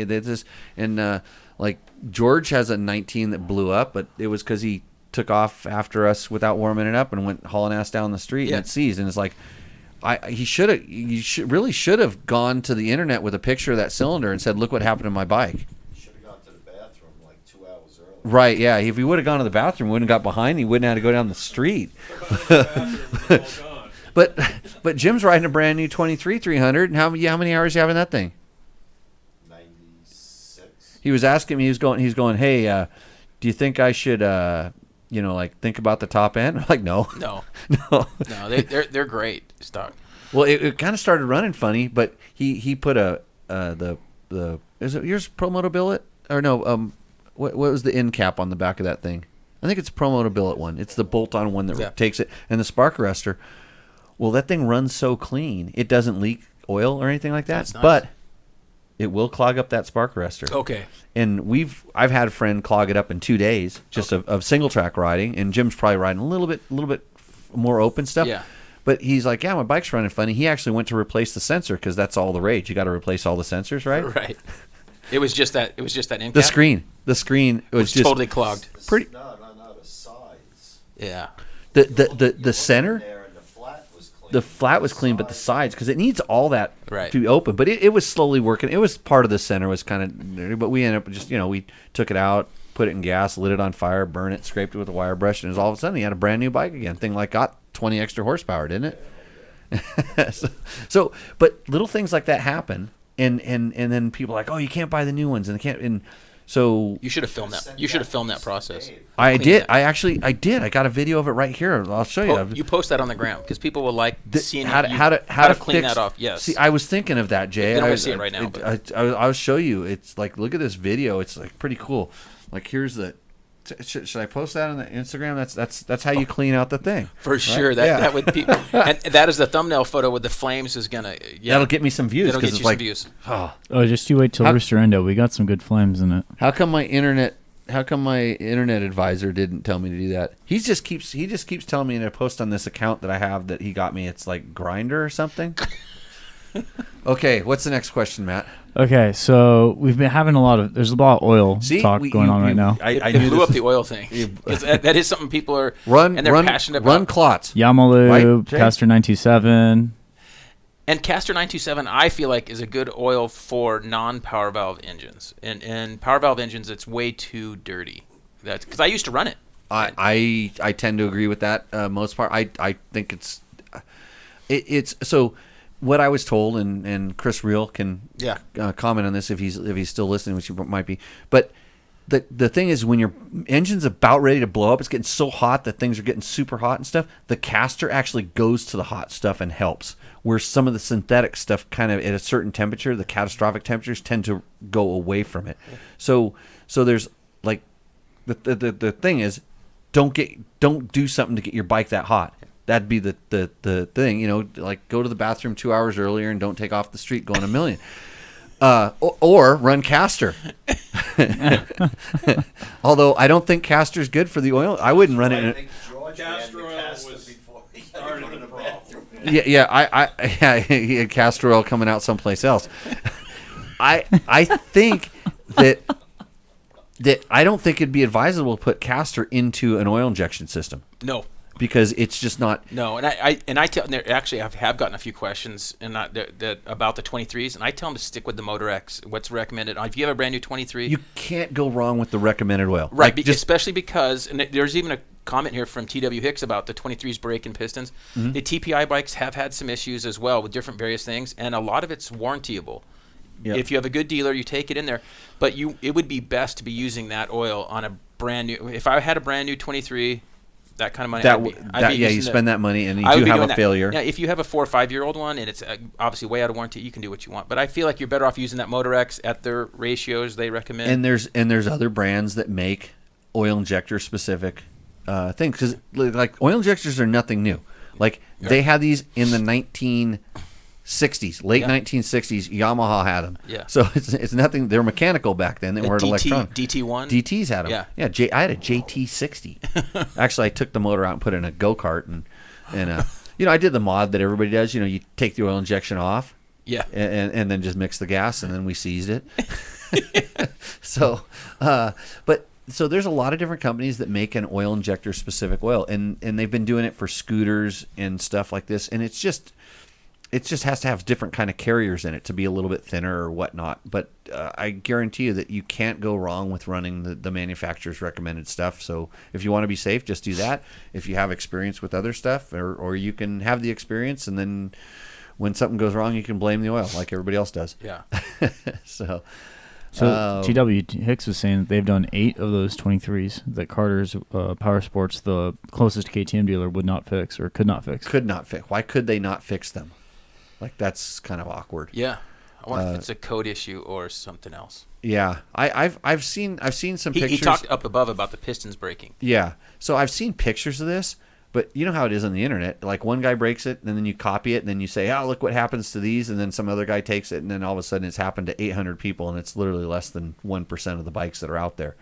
Like the KTM's where you see the whole front end snapped off the bike. Yeah. You seen those? Yes. And then you find out that, oh yeah, a guy went the wrong way on a track and got in a head on. Right. And it wasn't he just landed a little bit long off a double jump. Right. And it was like, what really happened? Solution. Don't buy a KTM. I'd like to thank Yamaha for supporting this show. If you want to learn what's new for 2023, go to YamahaMotorsports.com, and I can't endorse Utah Desert Racers solution at all, because you know what, maybe there's some. Have you seen some of these Chinese knockoff? Yes, I get bikes? it. Yeah, I've had people ask me about those, and not a fan. I want to buy the I think it was like $1,500 KTM 300 knockoff. Like it's on eBay or something like this, or actually Alibaba, you can buy them there or something.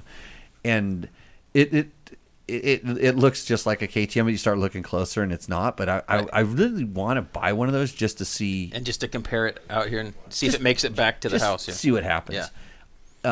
And I saw somebody that did something on YouTube that tried one of them, and they said, like, just things bent, like the spokes were made out of aluminum instead of steel. Just weird things that you wouldn't ordinarily do. But I would like to buy it just to.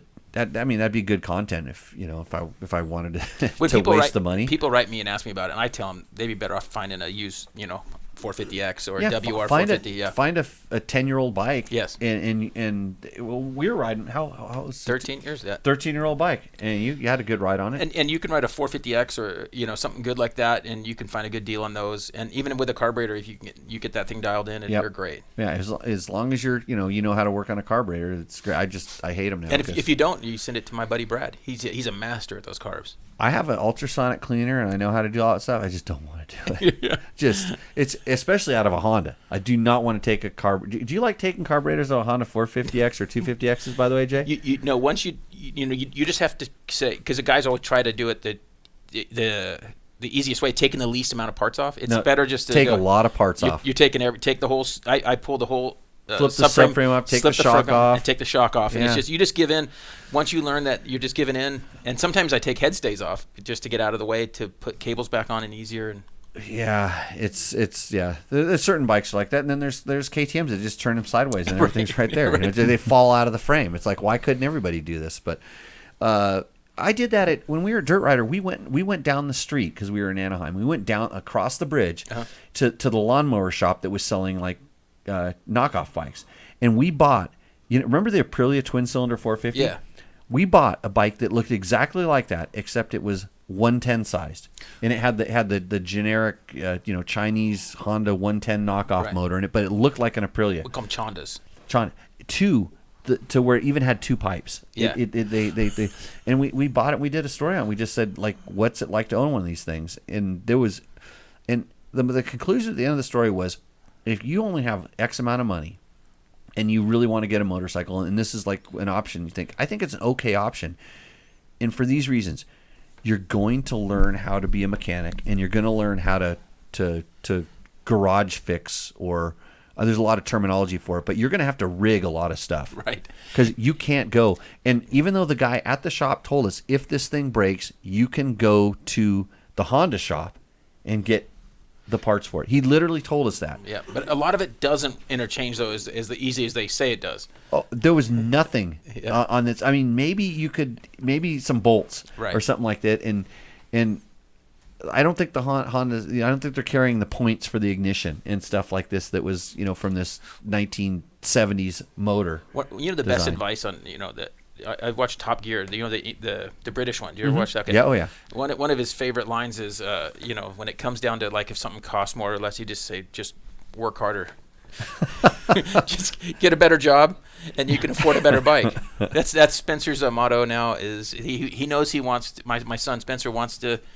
He wants to make a good living so you can afford some good dirt bikes. Right. And a house to put him in and all that. Okay, yeah. Then work harder. Yeah. I can't disagree with that at all. Work harder. But so if you're going to go down this road, you'll learn a lot about being a mechanic, and then you'll learn that you should have bought the better one. Then you should have bought a used Honda or Yamaha. Yeah, and then you will get that, and then you will have learned. And so I try to, through all my mistakes, when I make a mistake, I try to learn something from it. I get pissed off at the same time, but at the end I go, what did I learn by doing the Jimmy method? Yeah.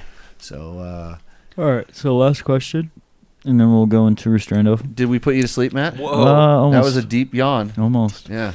It's getting close to my bedtime. Okay. I still got that drive. Okay, question. All right, so Eric Wyden, can you guys touch on the different chain options for 350, 500, 501 bikes? Any recommendations for desert? So my chain of choice is go with a good quality name brand chain.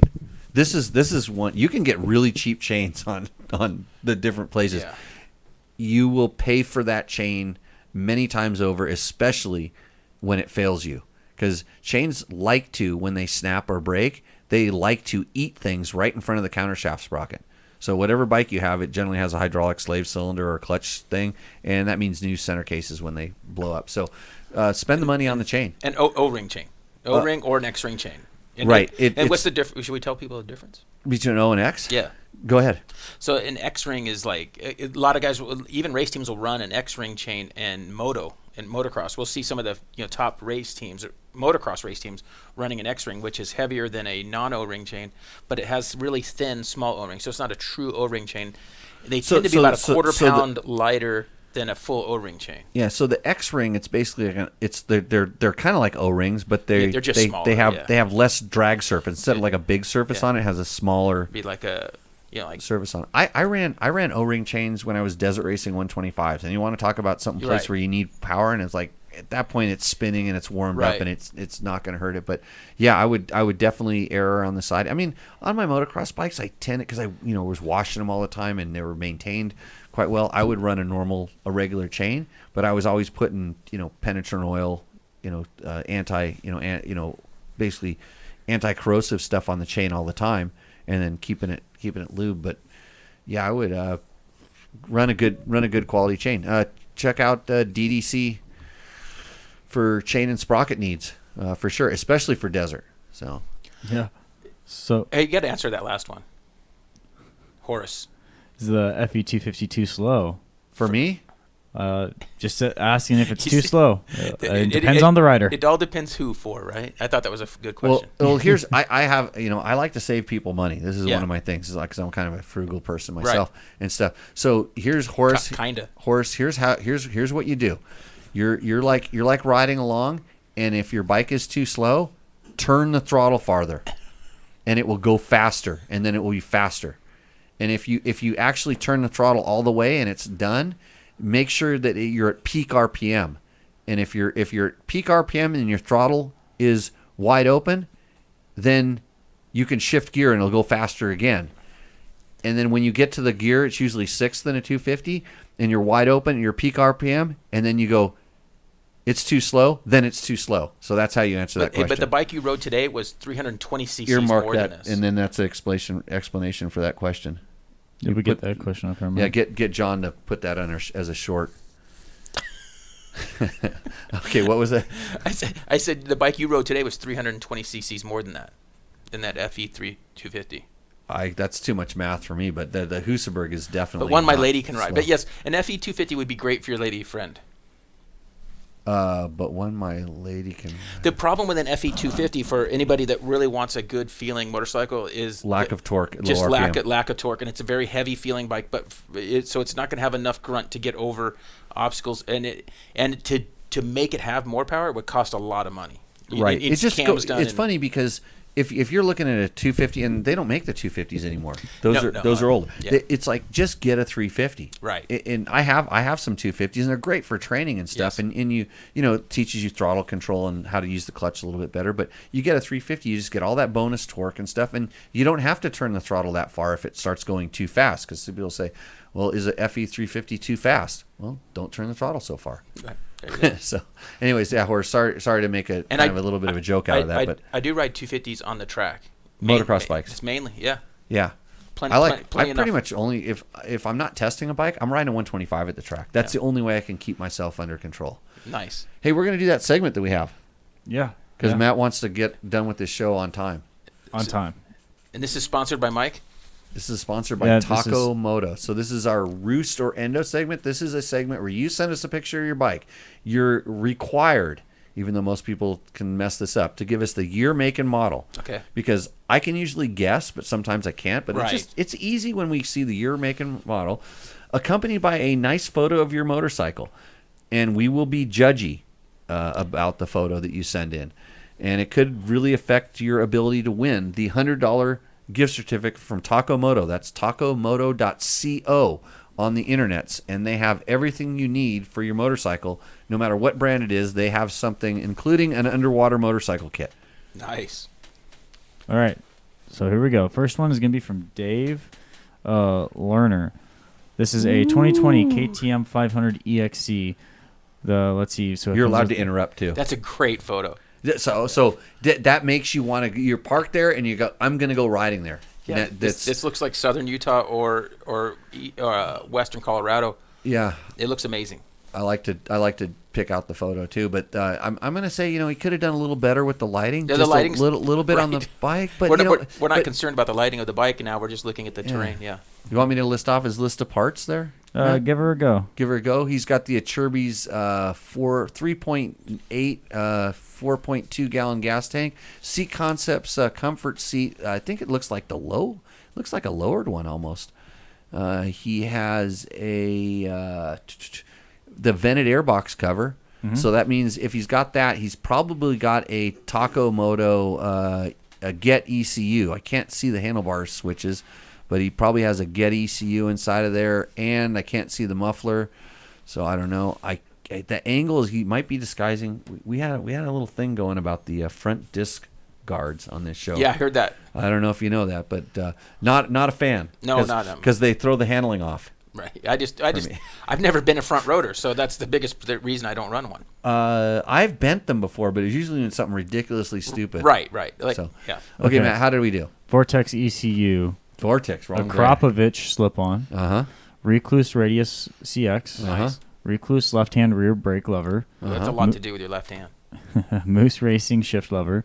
A Cheruby's 3.9 tank. GPR V4 steering dampener. Baja XD80/Moto-minded headlight. Seat Concept seat. Bulletproof levers. DM Designs chain slider. Reflex hand guards. The suspension was tuned with a lot of different parts that he listed, but Taco Who did it? Laner mid valve in fork, Racetech gold valve and shock, springs for his all weight. over the place. Yeah. So Takamoto turn signals, tubeless front and rear, tidy tail, Enduro plate holder, molecule skid plate, chain blocks, rear rotor guard, double take mirror, Taka key relocate, vented airbox cover, fastway pegs, Enduro engineering front rotor guard, bulletproof radiator there it is. guard. I called it. Super Sprox 52. Tried to hide it. He tried to hide it with that angle. That's why the lighting is the way it is. Super I saw it in the shadow, okay? 52 teeth sprocket, and then a Takamoto slim switch. You know, it's a really nice photo. That looks like that does look like you're up in the mountains looking. It's somewhere near Moab, is what it looks like. It is because those mountains with snow on them in the background. The San Juans or something like that, or what do they call those things? No. Yeah, but it looks great. Anyways, so first of all, I think we know those bikes are 11 to 12 grand, right? Are we looking at another 6, 5? Yeah, could be. When I'm listening to that parts list, it's funny because I have my companies that I do and my standard thing, and everybody has their thing. It's like I just saw like a swapping, especially when we started going into the suspension. It's just like that. There's just it's all over the place. There's no consistency whatsoever with that list of things. Although he may have built himself the absolute perfect motorcycle. I think it sounds great. I think it sounds great too. I think that's a Roost. It's a Roost for me. Yeah. Oh yeah, hard Roost. Hard Roost. Okay, so next one is going to be from Daryl Ruse. Let me get his. Do these guys get mad if we don't like their bike? They're gonna blast me. We've never once gotten an angry email. Okay. So. Oh, we haven't? I don't want. Not well, once. Let's start. My wife does not want any haters. No. They can deflect. If you have a haters, if for anything that Jay did in the show, if they're haters, just send me the email and I'll take care of it. All right. Yeah, the JLR HR department's pretty good. This is 2017 350 EXEF JD tuner, Pro Moto billet end cap, Recluse clutch. My wife has been telling me I need to get some readers. And it isn't going to help on this though. So if you're watching this show or you're listening to this show, squint really hard. But I'll tell you what, this photo's terrible though. That's the reason you're squinting. It's not your eyes are bad. The photo's terrible. I rode up in a gondola with an optometrist. Yeah, that guy. He was retired. Do we need some readers and some speech therapy? No, I needed some tequila, which I'll do in a second here. And he said actually you don't want to squint because you need to expand it, and when you squint it spreads it, so you need to relax, you need to chill out when you're looking at this. So I'm going to try all these things, although I'm pretty sure this photo is completely out of focus. Oh yeah. Let's see. Recluse clutch, Tusk impact wheels, flex bars, a tidy tail light / license plate. We made a promise to make this show PG, so I cannot call that our inside joke. Oh yeah, we had a kid we used to hire. We used to have child labor here, and then the I've seen some of the shows with the kid. Who is that? we don't know. Oh. They got fired. They're too young to work at night or something like this, and then we fired all of them, or they got wise and didn't come around anymore. They couldn't spell or read very well, which we worked on. It was like a learning process and stuff. So tidy tail was spelled a little bit different. Yeah, I think I've heard you guys talk about this. You spell it T-I-T instead of T-I-D. We don't. Oh no! It was spelled correctly. It was spelled properly. It was read incorrectly. What do you think is on the mind? What do you think is on the mind of a 16 or 17-year-old young boy? Yeah, not tidy. Not tidy. All right. Yeah. Not tidy tail. So, all right. So this one is an Endo because of the photo. I can't even see what it is. It's too. And I don't listen. I mean, is he on a flip phone shooting that photo? Oh, this is probably shot with like a Nokia brick phone. No, it's one of those Polaroid things. It pushed a button, it went like that, and then he shot a photo of that with his phone. The fact that it's colored is impressive. But I do like it. I do like that his bike looks clean and. I can't see it. Yeah, I can't see it. Hey, if you're listening, to this as a podcast, guess what? You can see exactly what I'm seeing. Nothing. All right. Cheers. Hard Endo. All right. So we'll move on to the next one, which is from Tyler Wallace. So Tyler Wallace. Is Tyler in the chat? Maybe. I don't think so. Yeah. Anyone could be in the chat.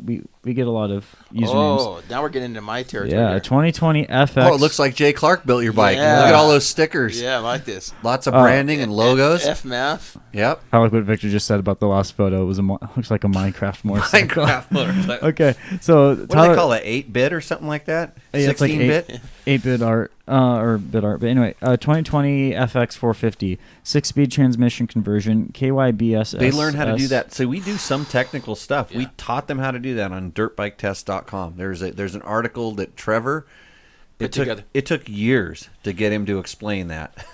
So he actually did he buy the whole transmission or just was able to add 6? So there's different ways to do it, and it kind of depends on the year. And I think Trevor's was kind of specific to the 2020-ish stuff. But no, that's a great mod for that motorcycle. For sure, yeah. All right, so KYBSS. Actually, the manufacturer should be doing this. Any FX or let's go Yamaha. I mean, the Yamahas come with 6 gear. No, Yamahas have 5-speed, and you'd be hard pressed to know that it was a 5-speed. And I'm not saying this just because Yamaha is a sponsor. By the way, they make these awesome FX bikes. The FX 450 and the WR has the best 5-speed box that you could have. Okay.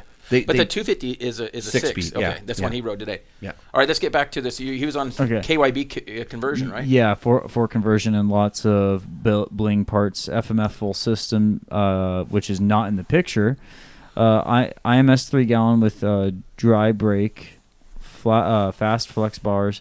GPR V4, not really big fan of the V5, and I know there's more things, but he was driving when he was submitting this bike. That's nice that he's driving and texting, right? So yeah, and the fact that he just had this photo kind of sitting around in the thing, but when they ever do the garage photo, Jay, I hate to say it, but I kind of did get a little creepy and look around the back. You see the CRF 150 That's in the back? what I was just going to say. Have you guessed at what it was? And I saw it was a 150. Yeah, it's a 150R. You can tell by the side of the cylinder head, right? And you know why it's sitting over there? It's because no one can start it. Right. It's sitting against the wall, but they can get stuff piled up in there, and no one can start it. But they can send the carb to your buddy, and he can put some stuff in it to make it start better, because that's the key. If you get that thing, the right stuff in the carburetor, they start just fine. Okay, you know those wheelie guys? The wheelie boys, all those guys on Graham. I saw a guy. He had the thing standing up, not running. A 150. I think it was a big wheel one, but he has it standing up. The rear fender's touching the ground basically. He's standing 12 o'clock. He's got the Kickstarter out, dude. He hops on in one motion, kick starts it to carry out that wheelie. He must have had your buddy do the carb. Yeah. It's all in the jetting. So pretty good, and then the wagon. See the wagon on the side there. That's nice. That's a nice touch. What's the tool? The green press thing behind the That's bike? a wagon. It's a green green plastic. That's what you take up at the top of the hill, put your kids in, and let them go, and say, learn how to steer. Do you think that he likes that we're knocking on everything in his garage? They don't. They just hope they win. I think that's a pretty clean bike. But no, what about do you think he's really racing? Because he's got the dry brake, and I'm not a fan of dry brakes if you're not racing. Well, if you put the 6-speed in, he's pretty invested in it. He's committed. He's got a number on it. That's pretty good. I like the number. Yeah.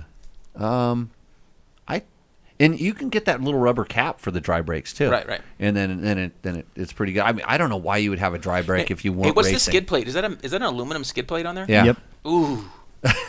So you're like me with those. Not a fan of aluminum skid plates. If you're really gonna mash things, yeah. it's okay. But I and you knew this because I think, did you do stuff with Works Connection? Yeah. Do you remember me complaining about like on Hondas? Yeah. You had some skid plates on because you were building this off-road bikes. And I talk to them and they understand. I say, hey, 'Cause- I prefer rubber mounted. But they plastic. actually went from being kind of a solid mount. They actually kind of They integrated. tried, yes. Yeah, they integrated some dampening and stuff, and then they kind of went away from off-road skid plates. Yeah. Which I mean, I can see glide plates and stuff, but yeah, aluminum skid plates. If you're gonna smash the out of something, good on you. So yeah, I think this one Roost. I'd like a better photo, but This one endos for me because we can't condone texting and driving. oh, Captain Safety over there. Yeah. Yep. I was Roost until the aluminum skid plate. How do you know he didn't just text to speech it? Well, you know what But he he could. still had to send the photo. You can't Pretty do that. judgmental. Yeah. Well, Maybe- I don't have a whole lot of room to talk. I pulled Yeah. my phone out. I While like we that were riding. little. I like the little rear discard though. I like those little trim ones. They just look cool. That's a Tusk one, I think. Did he say? What's the rear discard? Did he leave something else off? He's told us something he didn't have on his motorcycle. No. He said there's a lot more, but he couldn't do tell it us while because he was driving. So driving. rather than actually committing and taking the time, to do it properly. To do it properly, He did so it half-ass. so you could actually get the Takamoto $100 gift certificate. He just saw it while he was scrolling through Facebook while driving, and then texted it, found the photo while driving, texted all this while driving, and then pressed submit Yeah. while driving. Well, I hope he didn't have to put down his joint in order to do that. Because let me tell you, when I'm splitting lanes on the freeway these days, I tell you what, there's a lot of people doing a lot of stuff that they shouldn't be. So, I think the bike Roost. And I'm just gonna go with that. It endos for me. It's a medium Roost, but it's a good one. I'm gonna go with Endo. Endo. Because, Okay. because the aluminum skid plate really is what throws me off. And the Everything else is awesome. And Jimmy, it's your show, but it's a democracy. I'm the one who can actually turn it off. So is it really your show? Yes. I like that Jay just straight up said, "I don't like it because it had this, and therefore you're banned." Yeah. Yeah, it's okay. All right. So He's probably this gonna is- unfollow me if he follows me now. So this is a Dylan Howell. It's a 2020 KTM. Dylan is not happy. Is this the best photo he had? I guess I would have picked one where my eyes were open. And also the tires look like they're Flintstone tires. There's no knobs visible. Right. It's just all mud from the pits. He just doesn't. He doesn't look happy. No. Okay, go ahead. It's a TPI bike, right? 2020 KTM 500 EXC. No. Dyno Jet PC5 with map switch. Moto billet end cap with ultra silent tip. Moto billet shark fin discard. Moto billet fastway Evo 4 steel foot pegs. Complete smog bundle. Mocule skid plate. Molecule or Molecule. Mocule? Molecule. But Yeah. did he say Mocule? No. You did. It's near my bedtime. TMC fork wraps, TMC tie detail, signal indicator harness, PC racing filter skins and air filter base gasket, metal in-tank fuel filter, vented airbox cover, Enduro Engineering lever grips, dirt trick black dome washer, scrambler double take mirror, bar mounted small double take mirror, black ultra slim oil filter cap, P3 max coverage heat shield, Moto minded dash, reflex racing handguards, standard mount, XC Are gear. we near the end almost? Near. XC gear. He's Mako, blocking a third of the bike. 360 bar mounts, orange fork shrinks, full kit, Tokyo off-road starting capacitor. And if you think you put all that money into that bike, you'd be happy standing next to it, presumably at a race. What do you say about the base gasket?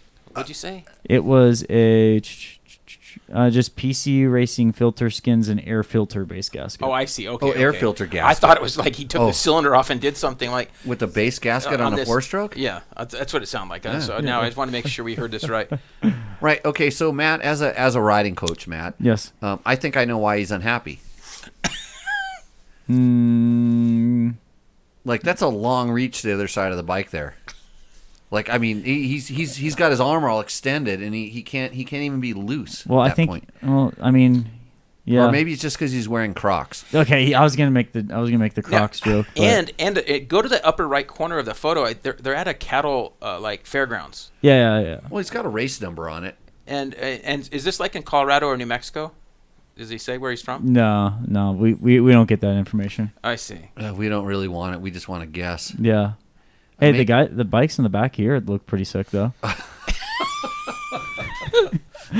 You think these guys are actually happy? His eyes aren't open. He's not very happy. I would be really happy if I had that motorcycle. I can't see the Moto concept seat that he's got. That looks like a seat concept seat. Yeah. Yeah, it looks like, and he's got it looks like the material, the suede material. It's nice. You should be happy if you have a suede material. He should be much happier than this. For this, I'm leaning towards Endo. Oh, it's an Endo for me. All right, sorry. And the biggest problem, if he was just on the other side of the bike, I would be much more apt to. Well, then his arm wouldn't be so stretched out too. Well, if his eyes were just open, I think this would help a lot. Did he say recluse in there at all? Yeah, he did. Did he have recluse? I think he mentioned it. Let me see here. Because I'm not seeing anything. Because if he was on a really steep hill right there, and he didn't want his bike to roll back, he'd have to be having his hand on the throttle to hold the recluse slightly engaged so it didn't roll away. But he's not on a slight hill. I'm just trying to figure out why he's so unhappy. All right. And next. All right. Maybe he was just unhappy because some like 415 Max told him. Hey, can I send my photo in 1 week? Yeah. Oh, you can send it in next week. Yeah. All right. So Jake Van Holten. So this is another Husky in a garage. Like what's? Yeah. Oh, but this one's got some. Well, he's got a rally nav tower kind of thing. Yeah. On it. So. Wow.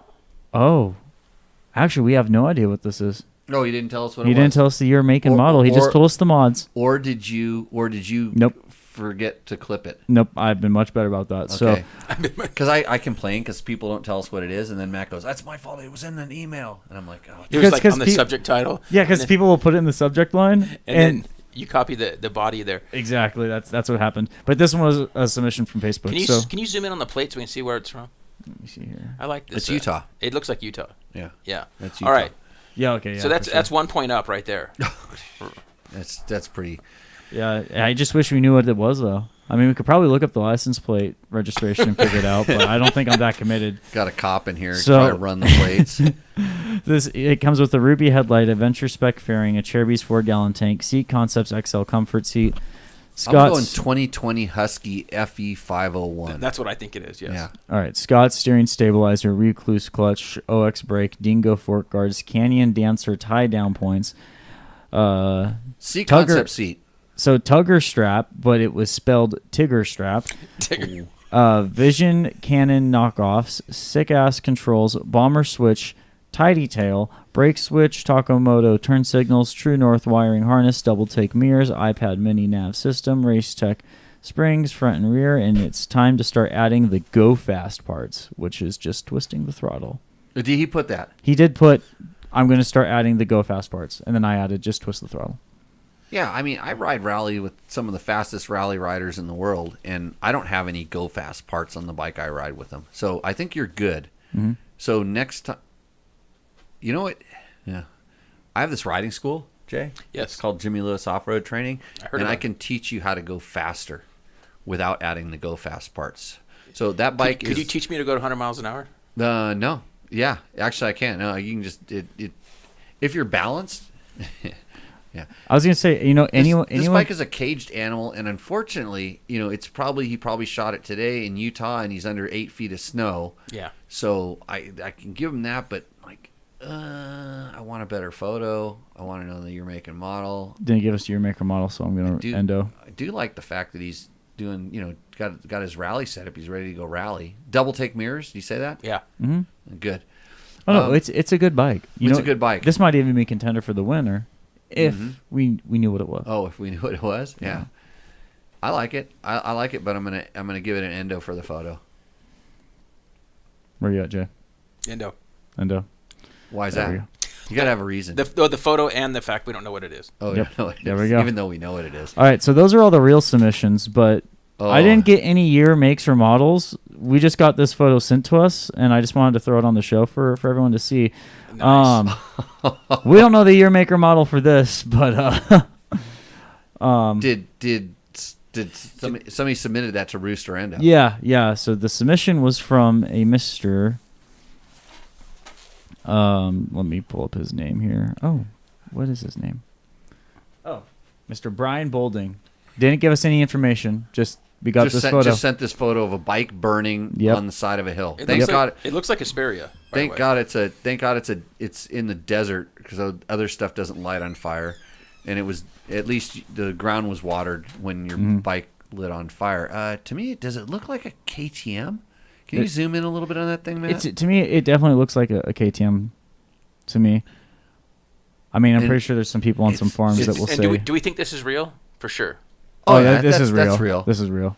Yeah, that looks. You can tell by it'd be a lot of effort to put in the shadows being cast from the smoke. Yeah. Okay. Yeah. And then how the fire is actually coming off of the bike. And what do you think would cause this, Jimmy?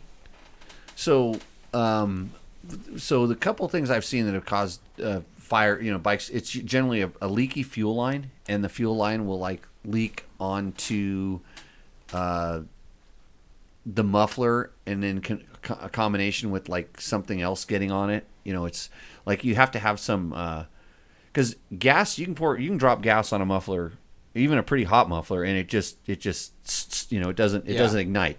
But if there's something else on the muffler that's super hot that kind of starts glowing, that's kind of what gets it. So, I don't know. It's kind of interesting. Yeah. But if Brian's watching, tell him to send me those photos so I can. I want to see more photos of it, and I want to see what it looks like when it was all done burning.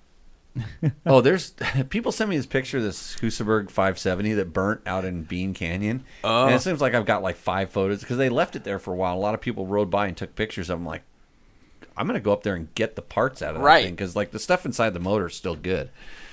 Sometimes, but a lot of times they. But the crank and stuff would probably be all right. Yeah, but a lot of times actually the magnesiums, different things that are magnesium, or the covers melt and stuff. Yeah, I've seen a lot of different things. So yeah, Mark Daniels, it's the Dos Artes. Yeah, this is a gift from a friend of mine.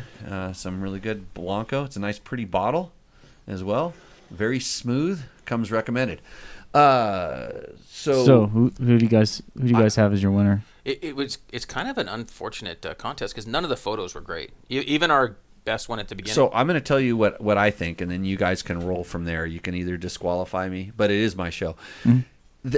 The very sad guy, I want to turn his frown upside down by awarding him the gift certificate. I really do, because everything should be good, and I think just maybe he's one of those guys that just one good thing could just completely change his thing, and his bike could definitely use some stuff. Do you think he raced that day, and that was the Crocs were the post gear down outfit? And I would guess he didn't do well. It was a little muddy. Maybe it was the Grand Prix or something like. I think that a nice gift certificate would help him and his attitude and everything else.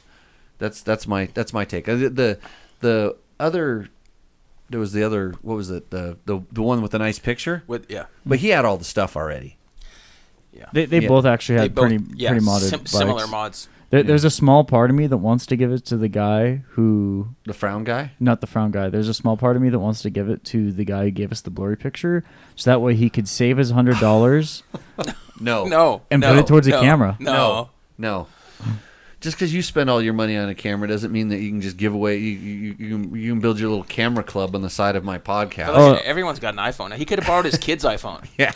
Even if he didn't have one, he could have got someone's iPhone to shoot it. Should have had his kids send that thing in there for him. I'm game for the frown guy to get it. And I'm good with the. I like your attitude about why. Yeah. This is a Dylan Howell. Dylan. Dylan, we want to see. Dylan Hole. And so if we give this to you, you owe us a picture of you smiling. Yeah. With whatever you're holding up your Taco Moto parts when they show up. Whatever your part is. Yeah. Just a picture of you smiling next to your bike after it's all tricked out, and then go out. But on the other side of the bike, so that we can see the bike this time. Yeah. The whole thing. Yeah, Dylan, go ahead and reach out to me, Matt at Jimmy Lewis Off Road, and we'll get you all figured out. So Jay, thanks a bunch for coming in. It's been a blast. Oh, it's fun. It's good to catch up. Maybe we can talk a little bit more about that YZ125 project bike you're going to bring out here. And the next time I drive through Pahrump on a Tuesday, I will stop by. Yeah, Tuesday, Wednesday, Thursday. Every day's a riding day. It's always 30 foot and glassy out here, Jay. Right. It's pretty good. Actually, it gets hot and kind of crappy. And there was plenty of dust today to make it not fun, but it was still pretty fun. It was. So I didn't notice any dust. So. No, you didn't have any dust the whole time. No. It was funny when we stopped for that little interview. I could instantly tell who had been in the dust the most just by looking at the goggle lenses. Like Jimmy's was nice and clean. You wouldn't have to wipe them off. Never had to wipe them. Jay's wasn't all that bad, and then mine was just had my clear lens were suddenly tinted. You know, from you the can dust. you can just wait up a little bit and then the dust blows away. I did. Just wait up just a little bit more then. Yeah. Yeah. Product of the week. Oh, we're gonna do the product of the week because we have a strict format on this show. Oh, Where's your goggles? yeah, these are the goggles I used today. Yeah. So the These are the product of the Rage. week is Did you the clean them off? Climb Rage goggles. Rage goggles. So these are not magnetic. No. So this is not their top of the line. They're just a step below their top of the line ones. So rather than having that frameless design, it actually does have the frame, and the lens is that quick disconnect, but it's not the magnetic one that you get with the Edge. Okay. So yeah, they're made with off-road riders in mind. Because I don't think I've used this goggle. I think I have some of the ones that are magnetic ones. Yeah. Which are what's it called? The Edge. The is- Edge. is that, and that's the one I have the experience with. So I can't remember if these are new for 2023, but Lucas wanted me to try them out for the people to know. So And- other than them getting really dusty because you were slow Mhm. and No, I always getting passed by Jay because Jay was on a Husaberg 570, so Yeah. should have you were probably twisting it as hard as you could, and Jay rolled it on and just went blowing by. How Yep. were they? They were good. I was impressed. I could definitely tell the difference between I can tell the difference between having that frame versus not having that frame. They're definitely a little stiffer. But You mean the outriggers? You mean the whole frame in general? the whole frame around the lenses, it just has a stiffer feel, and it has a little bit of some more pressure points on the side of my face, but nothing like severe. Like these are excellent goggles. How was the clear lens going into the sun in the dust? Oh, I was hating life. Okay, I was hating life there for a little bit because I could not see. right. So clear lens, dust, and the sunset going right into your eyes. That's not a good combo. Yeah. No. But I wanted to try. I was eager to try them too. Don't they come with the tinted lens, or do those come with only one? I specifically asked it for the clear lens. The clear actually. lens. Yeah. Okay. Just because when we're teaching, Yep. I needed a clear lens for eye contact and everything. Otherwise, it looks like they're just talking to a stormtrooper with my mirrored lens. That's a good point. That's how serious you guys take your schools. Well, he used to have the Edge with the gold lens. Right. They can't tell that he's looking at him. I had to tell him. I had to say, "Hey, Yeah. Matt, no." I will No. say, It's like with that black helmet and that gold lens coming at you. You're like, oh, Yeah. what'd I do wrong? And then it needs to have a light going just across the front and be done. but yeah, these goggles So- are comfy. The strap seems to be pretty good. Like there's The not climb straps are good. They're robust. Yeah. So I'm excited to put some more time on this and see if some of that stiffness goes away. But yeah, can't Okay, complain. Matt's product of the week. Thanks for reminding me to do and that. Victor is pretty funny, by the way. Oh yeah. Yeah, I'm noticing all these comments are. We're gonna have him on the show one of these times. He's been in before. Okay. He's come and flat tracked with us before. I think won't do that. I think after our ride, I think he wants to come back. So he's my connection. He does a lot of demolition. Cool. Of buildings and stuff in LA. So he's always calling me, "Hey, I've got these cabinets," or "Hey, I've got this lumber," and so I drive down, and that's how I build all my places around here. Okay, good. I'm recycling. It's called recycling. Nice. So hey, Jimmy, when do you? Oh, geez. No, I don't. Mark, he has the Ricky Brabeck. I thought I sent it to him. I thought you did too, but I Do you owe him a I'm not shirt? sure. Is that the deal? he won a Ricky Brabeck signed T-shirt. And then you and- stiffed him on it. No, I'm pretty sure I sent it to him because. Oh, yeah, because it went to Oxnard, right? I think it went to Oxnard. I'm 99% sure I sent that thing. Some thieves might have got that thing. If you're in Oxnard, yeah, high possibility. I'll look around this disaster of an office, which I'm going to clean out in the next couple of days, And if I see it, then it's on me. And if not, I'll next time I see that donkey, I'll get him to sign you another one, and we'll get it out to you. But thanks for keep bugging me. I appreciate it. And I appreciate everybody who's watching. Tell a friend, share, watch Dirt Bike TV for better tech tips than you're going to get on Tech Talk Taco Tuesday. And when Jay starts his podcast, he'll have me on as well. Yeah. So that'll be really good, because then I can quit and go riding more, like I said. So if you need a producer, Jay. yeah, well, Matt will just be like, I don't know what we'll have you doing, drinking the rest of the tequila around here, and then we'll just sit around like bums. Okay, Yeah. so everybody, yes, correct, not sent.